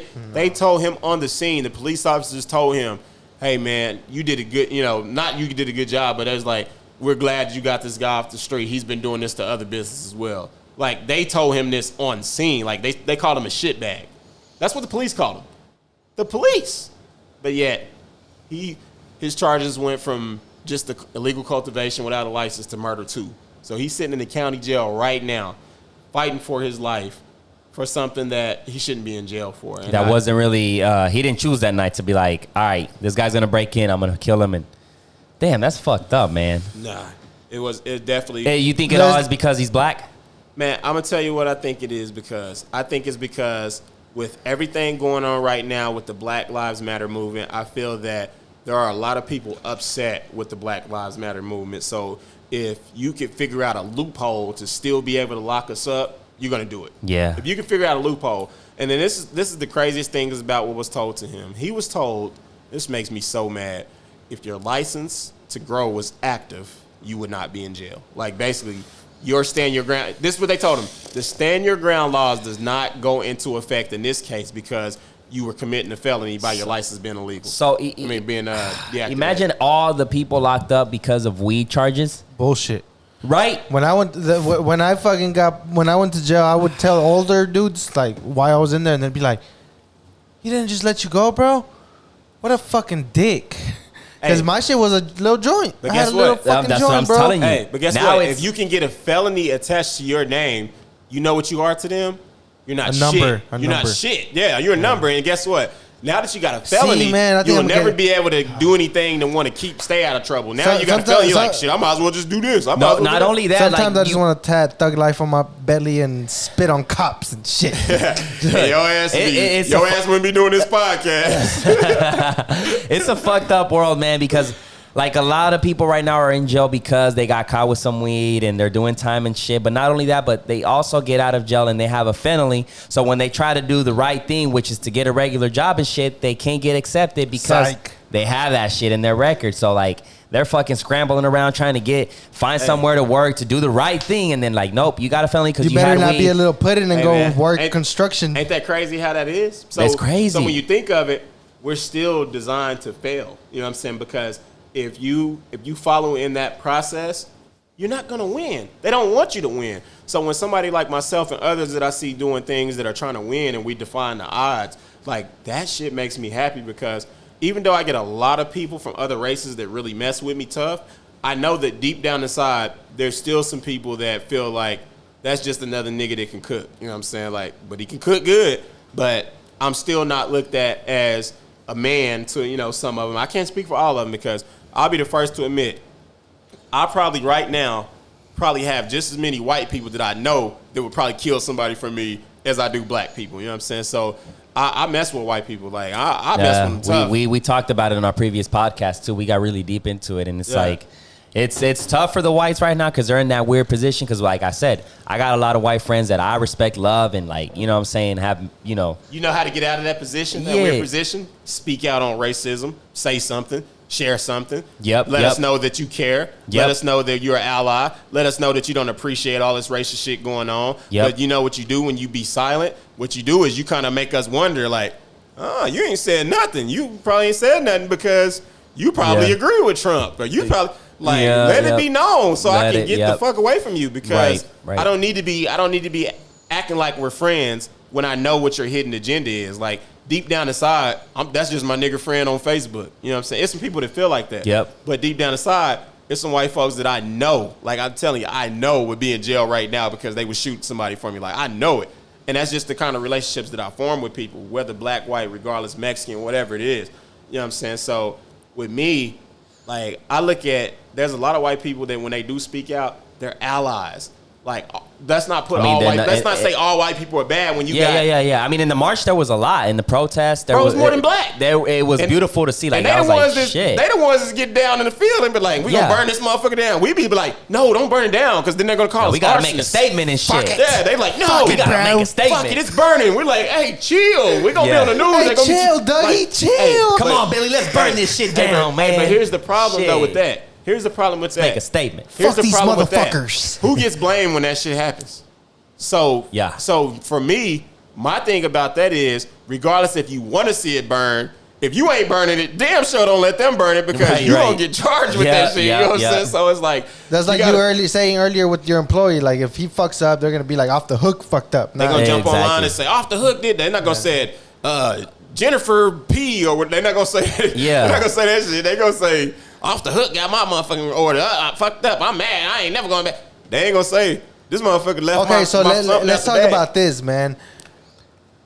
Black women in most cases are very loud. How do you deal with that? I'm gonna tell you how I deal with it. Yes. The energy, because it's intimidating, bro. Listen to me, bro. It's intimidating. Listen to me. I'm gonna tell you how I do it. The energy you bring me is the energy I'm gonna return to you. So if you get to a point to where now I can't even talk to you, I'm going to ask you to leave. You know what's going to happen if you don't leave? I'm going to do the same thing that Chick-fil-A would do if you got rowdy up there and they asked you to leave. Call the police. I'm not about to deal with you. I'm not about to get in a fight with you, choke you out. Now I got a lawsuit. Now I'm in jail. Now I'm on the news. Now I'm a felon. Now I'm the, you know what I'm saying? Like, got to think about the consequences. You got to think about the consequences. So with me, you can say, oh, that's a snitch move or this, and that. Okay, if that's what you want to call it what you want to call it. But guess what? I'd rather be labeled that than be on the news because I got felons. Now they shut my business down. Now exactly. You know what I'm saying? Like, I got one minor thing can switch everything, can change your life. So you got to be mindful of that shit. You got to, man. Yes. It's a game of chess. You know how many good people right now are in prison that the whatever they did was their first time doing something like that? Yeah. Like, whether it be snapping and killing somebody, like that was their first time doing it. But before that, they were good. Mm-hmm. But that one day, you know what I'm saying? That one day could be any one of our one day to where, bro, that's happened to me a couple times where I lose my shit and I do some really retarded shit. That's what it goes down to. Like, that shit happens, I'll wake up the next day and I'm like, oh my God, I could have fucked everything up. You got to think about, like, don't let your emotions take over because it can end up ugly. Like, go somewhere where you can calm the fuck down, think about shit, and then go back to the situation or scenario that you're having. Because when you do shit out of anger, like, even me thinking about it, like, I'm like, if somebody comes to me or cuts me off or whatever, and whatever the case is that I have to, like, I get mad or I want to shoot him because I got a gun and shit. Like, I got a gun for protection, and I don't want to use it in any scenario. That like, happens every day. Road rage. Exactly. I pray to God, like, my homie Joel, like not too long ago, we're partying, kicking it. We were supposed to link up. Somehow we didn't. But that night, somebody ran a stop sign. So he gets out. He's like a bigger dude. You know, he's about my size, less fat, more muscle and shit. He's like, what the fuck? So the dude was like, fuck that. Bat. Shot his ass. But you know, he would have been alive if he just jumped out and said, damn, man, shit. Yeah, but he got out like, he got out on some his aggression got him shot. Ended his life. Did he die? No, he didn't die. He got shot, but he could have avoided all that bullshit. The energy you bring, you know what I'm saying? So you got to understand the energy. If you bring negative energy, that negative energy is going to be matched with negative energy. For all you know, that nigga was probably scared of his life, bro. Like, he was like, because that dude is he's intimidating, bro. So if somebody's coming at you like that, like, fuck it. Yeah, and in his mind, that's what he called protecting himself. Like, you got to look at it like this. Anybody out here, me personally, I can fight. I'm not going out trying to find fights. You know what I'm saying? Like, I know what I'm capable of. I know what I can do. That's I don't have to go prove myself to everybody that mugs me or, you know what I'm saying, like, look at me crazy or say something crazy. I don't have to go, man, let's lock. Because here's the thing. In 2020, it's not no more fighting and then y'all going home. It's like grudge. There's a grudge after it's that like shit. somebody's dying from this little stupid fight. Ain't that dumb? Well, not even that. Like, the way I see it, man, is like I said, I can defend myself, and if I gotta knock somebody out, I'll knock somebody out. Fuck it, you know. But I try to avoid it because at the end of the day, bro, like that can end in like maybe I punch him and not kill him, or vice versa. He punched me, or like fucking my eye goes out. You're not gonna flying. run up on somebody. And just I could have avoided that. Right. Because like I could avoid that bit by just conversating and being more the mature adult. So I try to avoid that shit because I'm not trying to lose an eye or break my nose or break somebody. You know, I ain't trying to make this shit as complicated as it should be. You know. I mean, case in point, bro. And shit, we can end it whenever y'all ready, bro. But case in point. So I was on Facebook. Facebook crazy. I was on Facebook. I seen a chick. She had posted some food from Off the Hook, and it was good. It looked good or whatnot. And I see somebody jump on there, and it was like, such and such make it better. It was like somebody they knew or maybe a friend or something.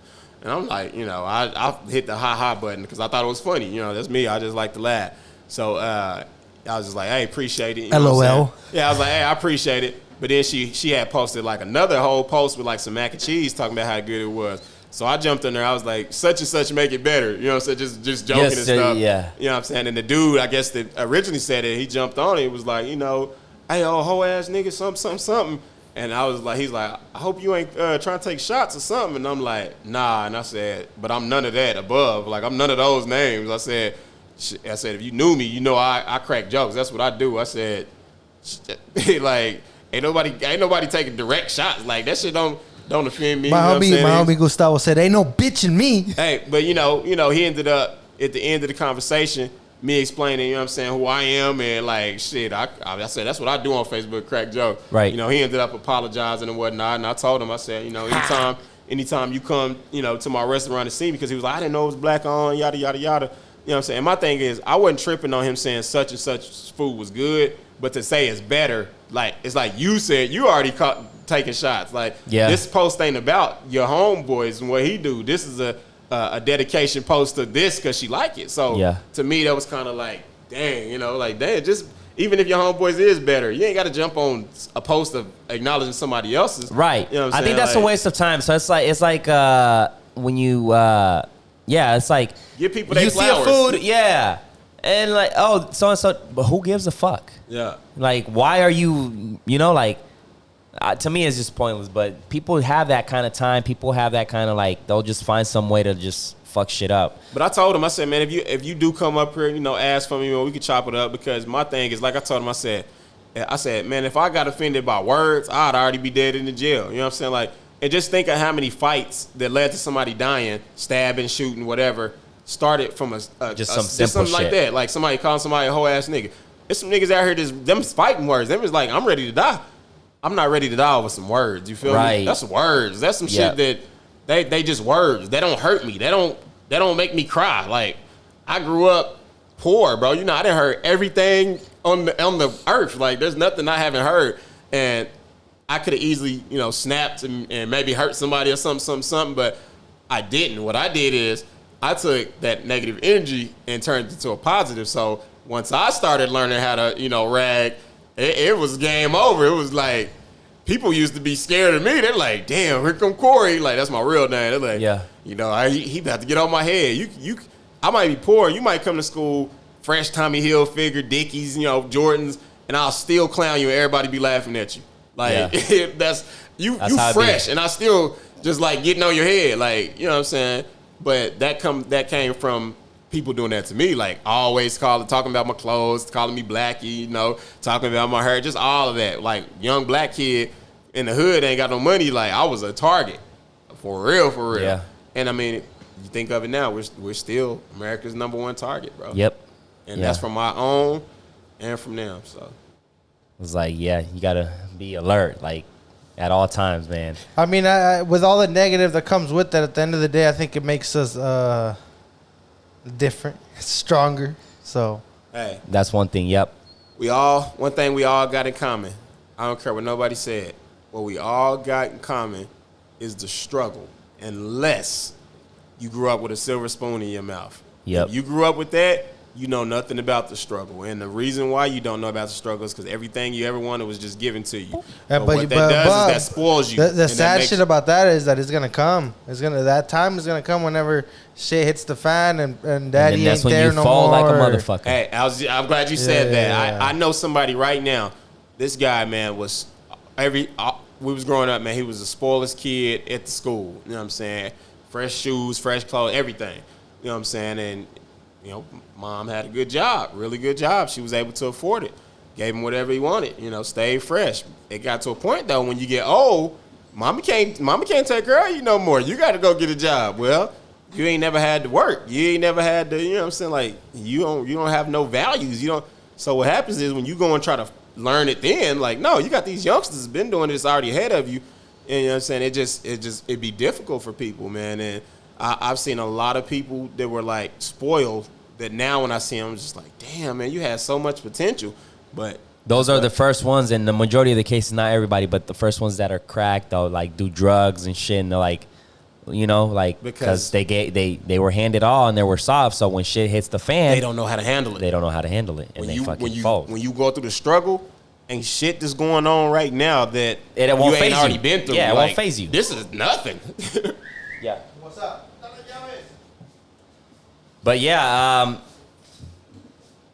one more thing before we end this shit, because we've been here for a cool ass minute, but it's been nothing but good ass information.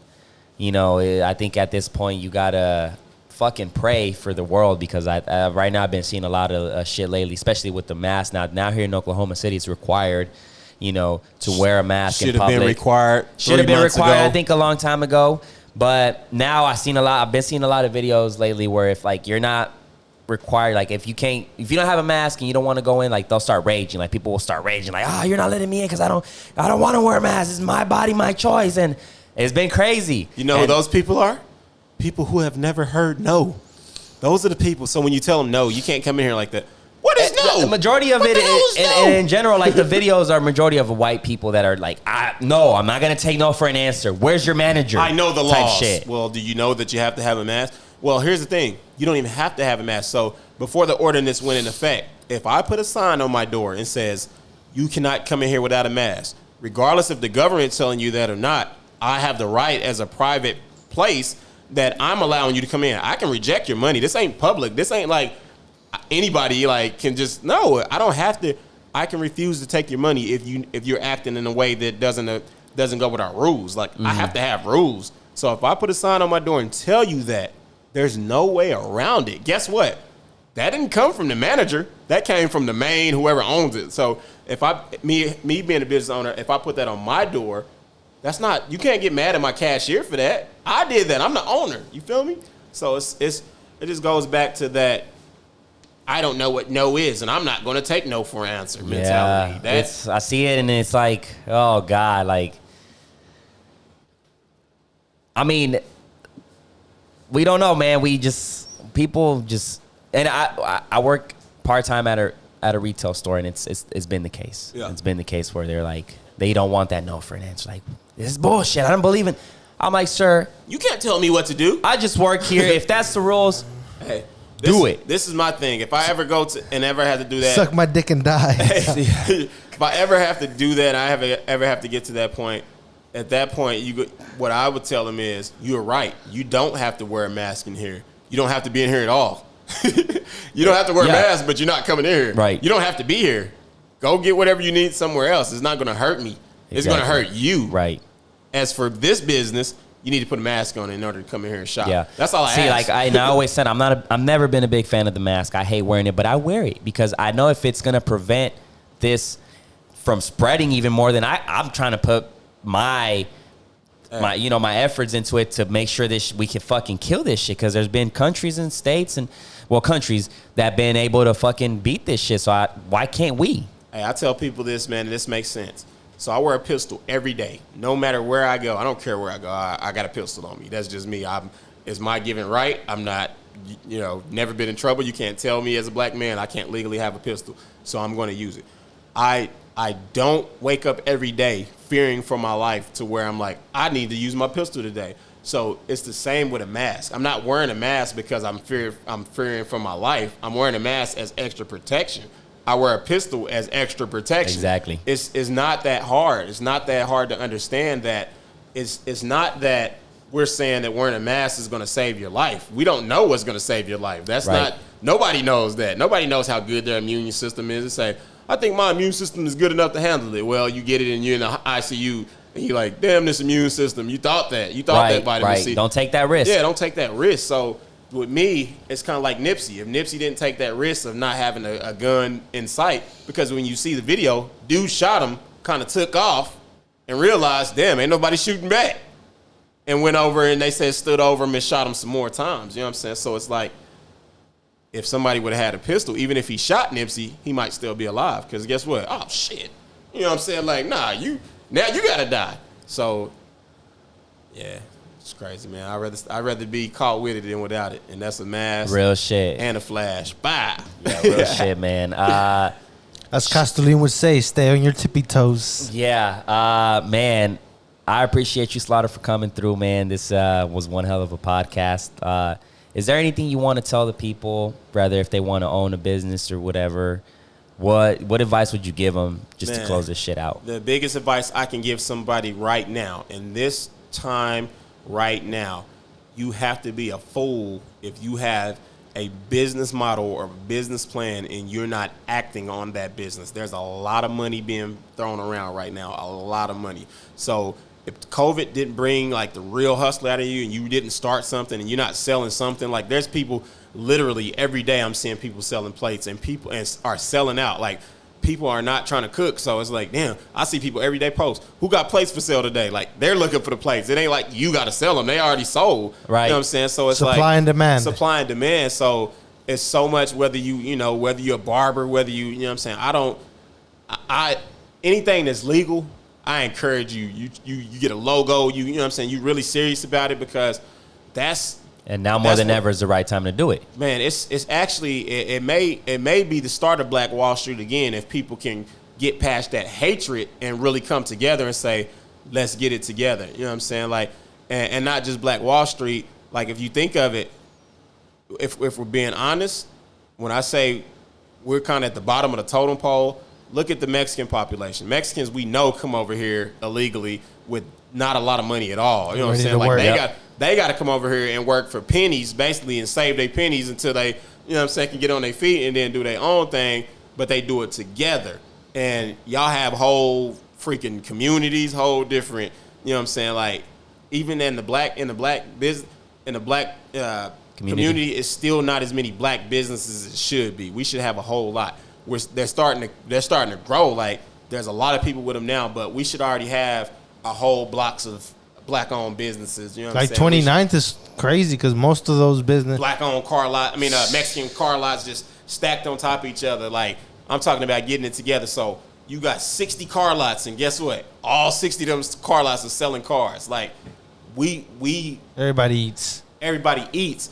And if they don't have something that you want, they might send you to somebody else and vice versa. Mm-hmm. Try Sanchez over there. He might have. Yeah. You know what I'm saying? Like, and guess what? That's not hurting his business that he sent them over there because Sanchez might say the same thing. Try Rico. He might have that. Yeah. Like, I don't have that truck. Try him. You know what I'm saying? Like, it ain't no hating. It's just like we getting it together. And that's what we all win. That's what we need to do. My people, you have to get it together because if you don't get it together, we will never see where we're trying to get. We will never see your true potential. It's kind of like Moses and the people that was following him that they just kept walking in a circle for all those years. Not because Moses didn't know where he was going, because of the bickering, because of the hating, because of the fighting, because of so y'all doing all this, y'all just going in a circle instead of saying insanity. Insanity's doing the same shit over and over and expecting different results. Exactly, man. So modern day Moses shit, man. Hell yeah. Shout out to the Bible. Good ass advice, man. I appreciate you for coming through once again. Ladies and gentlemen, that is Off the Hook. Seafood, right? Seafood and more. Not just seafood. We highly encourage everybody because we tried it out ourselves. Good ass food, good ass customer service. And even before, let me say this before I even forget because I wanted to mention this. When you have these people, these big names coming up to your restaurant, How does that feel, man? Honestly, And mention. You said what? I have another question after that. So answer that and I'll be back. Okay. honestly, man, it's a really good feeling to see. Like I saw when we went over there, we saw Westbrook. Yeah. And multiple times. Like, Hey, Westbrook is my guy, man. Like I really like Westbrook, and I'll be the first to admit I used to didn't like Westbrook. I was one of those. That's crazy. I'm glad you're honest, bro. Man, I was like, man, Westbrook is this cocky ass motherfucker. Like, what do you think he is? But then as I kept like, you saw his heart. yeah, And that's what made when I me- started analyzing him. Like, That's what made me change my the mind Brody when I is the saw. Brody. Like that's I said he the real one. At first, I Exactly. thought it was selfish, but then I realized, nah, his alpha male was activating. Like, and you just want the- an alpha the male. You want as passion. many as you can. The more alpha males you have, and to think of it, we had 3. We had Harden, we had Westbrook, and this Durant. day, it's like, and 3 alpha males. And guess what? They could have been what the Warriors became if we had the right coach. That's where we went wrong, because we didn't have the right coach. Do you think it was the right coach or the right? I'm gonna tell you President. like this: if Presti, Mo I think- Cheeks was the head coach, them boys would have been listening. You feel what I'm saying? They would have been listening because they have a better connection. He has a better connection with Mo Cheeks. You know why? Because Mo Cheeks has been a black man before. He knows, you know what I'm saying, the do's and don'ts, the ins and outs of what you go through. He knows the struggle. You know it just as much as I know. You're gonna have a longer conversation with somebody that you can relate to than somebody that don't know. My Don't have a thing- lick of knowledge about based you and on- what you do personally.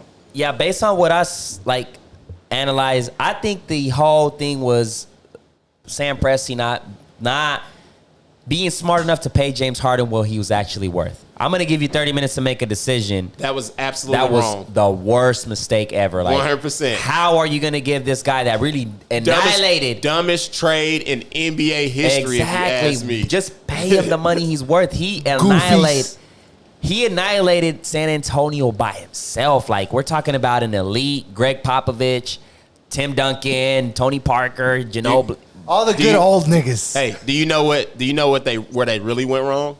Where? This is where they really went wrong. They went wrong because they signed Ibaka before they signed James Harden. Yeah. Here's the thing. If you give Harden, who just won the Sixth Man of the Year, who put in way more work than Ibaka was a role player. I'm not taking from that. A role player. James Harden was a young star. MVP and this star caliber. is the reason why you got to the finals. Do you guys know why most people quit their job? What? Because they feel underappreciated. Hey, you're right, but Ibaka would have took whatever you Less, had yeah. left over whatever you. So that's where they really went wrong. I mean, think about it. Ibaka, He if you fell tell under- Ibaka, we Harden only got fell 15 left for you. underappreciated. He feel like they're gonna get back to the finals. You don't think Ibaka's gonna be like, well, yeah, I'm gonna take that. Like, let me. Right, I want to be part of this. yeah, I want to be part of this for a while. Because at the end of the day, once you guys get the chips and shit, and you take less money, you guys get the chip. You're gonna worth more when that contract is over. So let's say you do it. Ibaka does a 2-year contract. Let's do a 2-year contract. We're gonna pay you less, but hey, we're gonna be in the finals. You have a high chance to win a chip. Yeah. You think like he's gonna be worth a shit ton when he's done, and like, hey, I got chips on my hand. Like, what are you trying to pay me? You know what I'm saying? And here's another scenario. Even though they did sign Ibaka and they didn't pay Harden what he wanted, you know what they should have did? What they should have did is said, okay, this is what we're going to do. You got another year under your contract. You know he had a year left, right? So if we get back to the finals, the moment, even if you don't win the finals, we're going to give you the biggest contract that you can even, like, because now you realize, okay, we got something. You know what I'm saying? So even you could pay him midway through that year. Like, yeah, we see what you're doing. Like, Right. you balling. Like, yeah, let's pay this man. We got to keep him. But to give up on him so soon and only give him, like you said, a little bit of time to call, you know what I'm saying? Like, and that's the problem. They said they didn't even give him the opportunity to rebuttal and say, well, how about, to negotiate? Right. Like, that's what you do. Like, They didn't just give him that thought, time, bro. It was hey, we got this youngster. Let's just put pressure on we'll him. find another Harden. I ain't seen another Harden. Yeah, exactly. Let's put pressure on him. Maybe he'll stay if we tell him, like, hey, you got 30 minutes to make your decision. He's comfortable. He doesn't want to go through the hassle of moving and shit. But then get off the phone with him and call and try to find out a backup plan in case in case it don't make sense. And then That's you find where one and you say, all right, we got Presti one. fucked up bad. Like, Man. that's probably his worst. Like, that's I'm going to probably haunt him for the rest of his life. I'm probably the biggest Presti hater that lives in Oklahoma, man. And, Yeah. I'm just honest because, and I met the guy, and I'm just like, man, that as you look back, we all know a 30 for 30 is coming. We all know it. It's coming. It's already in the works. I guess they got to retire first, but it's so much being documented just for that 30 for 30.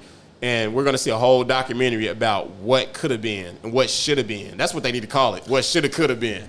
And that's just shoulda, coulda ass niggas. Yeah, bro. Like, it's gonna haunt us. It's terrible, man. But we should have 3 championships. One positive thing that came out of all that is once it fell apart, the Half Court podcast became something more than just sports. Dope. Exactly. Once they left, the sports left the show, and I got real. Bro, like, we better get these logo motherfuckers on this motherfucker. Yeah, I started. Man. My whole channel, like my personal YouTube channel, was all about Thunder and Russell Westbrook and shit. Like, especially Shea Chris Alexander. They're like, who the fuck is that? Let's talk about Adams and this rebound he caught the other day. You're like, did you guys see that screen Adams put in last night? Boy, that was a killer. Yeah. Let's talk about Roberson and his injury. When is he gonna come back? Roberson. Hey, Chris Paul was out there snitching in the bubble, huh? See, he ain't trying to get sick. I'll be snitching too. I see somebody sneaking some shit in. He's sneaking through the bubble. This dumb motherfucker, they might have corona on it. Like, we trying to be safe. Exactly. We trying to play. Yeah. You can't blame you him. out there doing dumb shit. Dumb nigga. Yeah. Okay, so bottom line, we love Westbrook. We used to hate him. We love him now, man. Shout out to Brody. I miss his ass. But when you see him come multiple times to your store, how was that shit like? First time, I thought maybe it was just in the area, man. After that, and when he would come, it was just like, all right, yeah, you hooked. You know what I'm saying? Like, and it's so crazy is, the biggest takeaway. I know I'll be back. Hey, for sure. Yeah, I need to try something else like that. Fuck. This is the biggest thing that Westbrook ever did for us. I literally have talked to like 5 different people who came, and I said, "How'd you hear about us?" And they said, "Westbrook told us about it." The fact that he was like advertising for us. Also, his brother, what's his name? Ray. He's a real. I know he used to be at hookah bars. Ray Westbrook, he's active in the city. Yeah, and he'll shout it out if they treat him right. So that's good, man. Oh yeah, he's a good guy, man. Like, I just appreciate, not the fact that celebrities come, man, but people in general. Because here's the thing: we don't see celebrities every day. We see, especially here. We see people every day. So we're gonna treat people the same way we treat. You know what I'm saying? You might not get a picture on the wall. And in fact, I've had somebody, really fall out with us because we didn't put their picture on the wall. I'm like, this is the wall of fame, not, the wall of homeboys and homegirls. Like, that's the whole purpose. You have a wall of fame to show it, but don't get mad about it. Like, because you feel like you deserve to be up there. To me, that's kind of selfish to tell somebody I should be able to decorate whatever the fuck I want to decorate my bit. That's why I have my own business. You start your wall of fame, and whoever you put on there, that's not my business to tell you to put up there. Yeah, exactly. So it's just like it's just. How do you handle going out? Because I'm pretty sure if you go out to a Wait, somewhere, did you answer my question though? What's that? How do I feel about it? Yeah, like when you saw Westbrook coming in multiple times. After the, like I said, after the other times he come in, I knew it wasn't a fluke. I knew he was hooked. So it was a good feeling. The first time though, where you like we made it. So it's times we didn't take pictures of him because it's like, all right, we don't have to take a picture of you every time you come. Like, but it was like, damn, he came in multiple times. Hey man, it's crazy, man. The people that we see, bro. We saw like. Melo would come in the Benz. He would come in the drive-through. He had his hoodie on. You know what I'm saying? Trying to be all incognito. You know what I'm saying? Acting weird and stuff. You know what I'm saying? You can always tell the ones that don't want to be seen and ones that don't want to. Westbrook was the complete opposite, bro. Westbrook send your assistant if you're going to be a goofy like that. Farthest parking spot and walk in. And he would literally, dap everybody, take pictures. Bro, with Westbrook would go to Pink Parrot. That's how you know. Him. Yeah, like you got to be a. Bro, you're going to Pink Parrot. There's not. I saw him at Pink Parrot is the size chilling. of this room. We've never seen Durant. Like, his brother would come. I'm sure he probably took him some food or something. But you just got certain ones that, like, that's why they would never be looked at as Oklahoma legends. Like, because they didn't come out here in the streets. Yeah, like Westbrook was actually interactive with people. Like, everywhere you go, I'll tell you another. Kendrick Perkins, bro. Kendrick Perkins would be at the gas station if somebody see him. He don't care what time of night. Smoking a Black and Miles probably. Hey, he would, and you see him on the court and you think, oh, this person is mean. I probably shouldn't, But no, they love that though, bro. It's genuine love. Like, who don't love being to be honest, Scissorhands, I feel like that's why his success has been so big is because he's like, even though people see him on Facebook and all kinds of shit, when you see Scissorhands, he real. He's just, you don't give a fuck, bro. He's still that. Like, he's just like loud and he real. and Scissor Hands, I just talked to him like 2 or 3 days ago, man. We was chopping it up about a mixtape he's working on. I told him, I gotta get on Scissor that. Hands? Yeah. We need to get him on. He working on the shop mixtape, man. Yeah, he definitely got to get on here. Yeah. But hey, I went to OU game not too long ago with Scissor Hands. Last year, actually. First time I ever hung with him, man. When I tell you Scissor Hands is a whole movement, everywhere we went, bro, it'd be just random tents of people just tailgating. They're like, Scissor Hands, hey, come over here. Like, drinks, like, oh, bro, it was like, that was my next question for you. How do you handle that shit? Because I know when you go out, people are probably like, oh, that's Slawta, off the hook. Like, bro, are you cool with everybody? Because I'm pretty sure you got. Hey, here's the thing, man.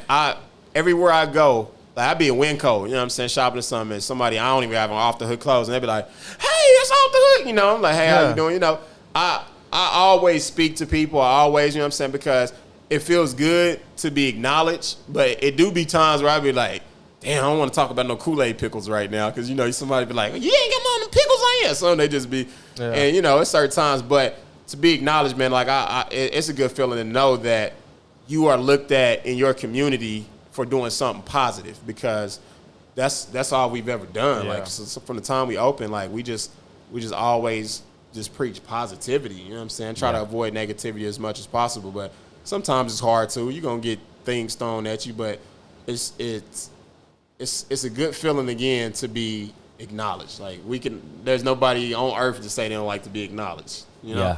So hell yeah. That's some good ass advice, man. Shit.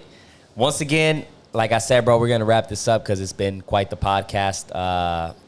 Man, we appreciate you coming through. Yes, sir. Once again, ladies and gentlemen, is Off the Hook Seafood and More. Check it out. They got 2 locations, and we going back. We going back again, man. Anything else? Say no joke, man. He was on the Food Network. What else do you want? You want? On me. I mean, if you want the credibility sheet, it's right there. Two times. So yeah, we're gonna go ahead and wrap this up, and ladies my guy and gentlemen. can rap. He dropped the whole freestyle on the spot. So y'all motherfuckers better step your game up if y'all Stop coming. playing. Yep. We're gonna wrap this up, ladies and gentlemen. Thank you once again for tuning in. We are out. Peace.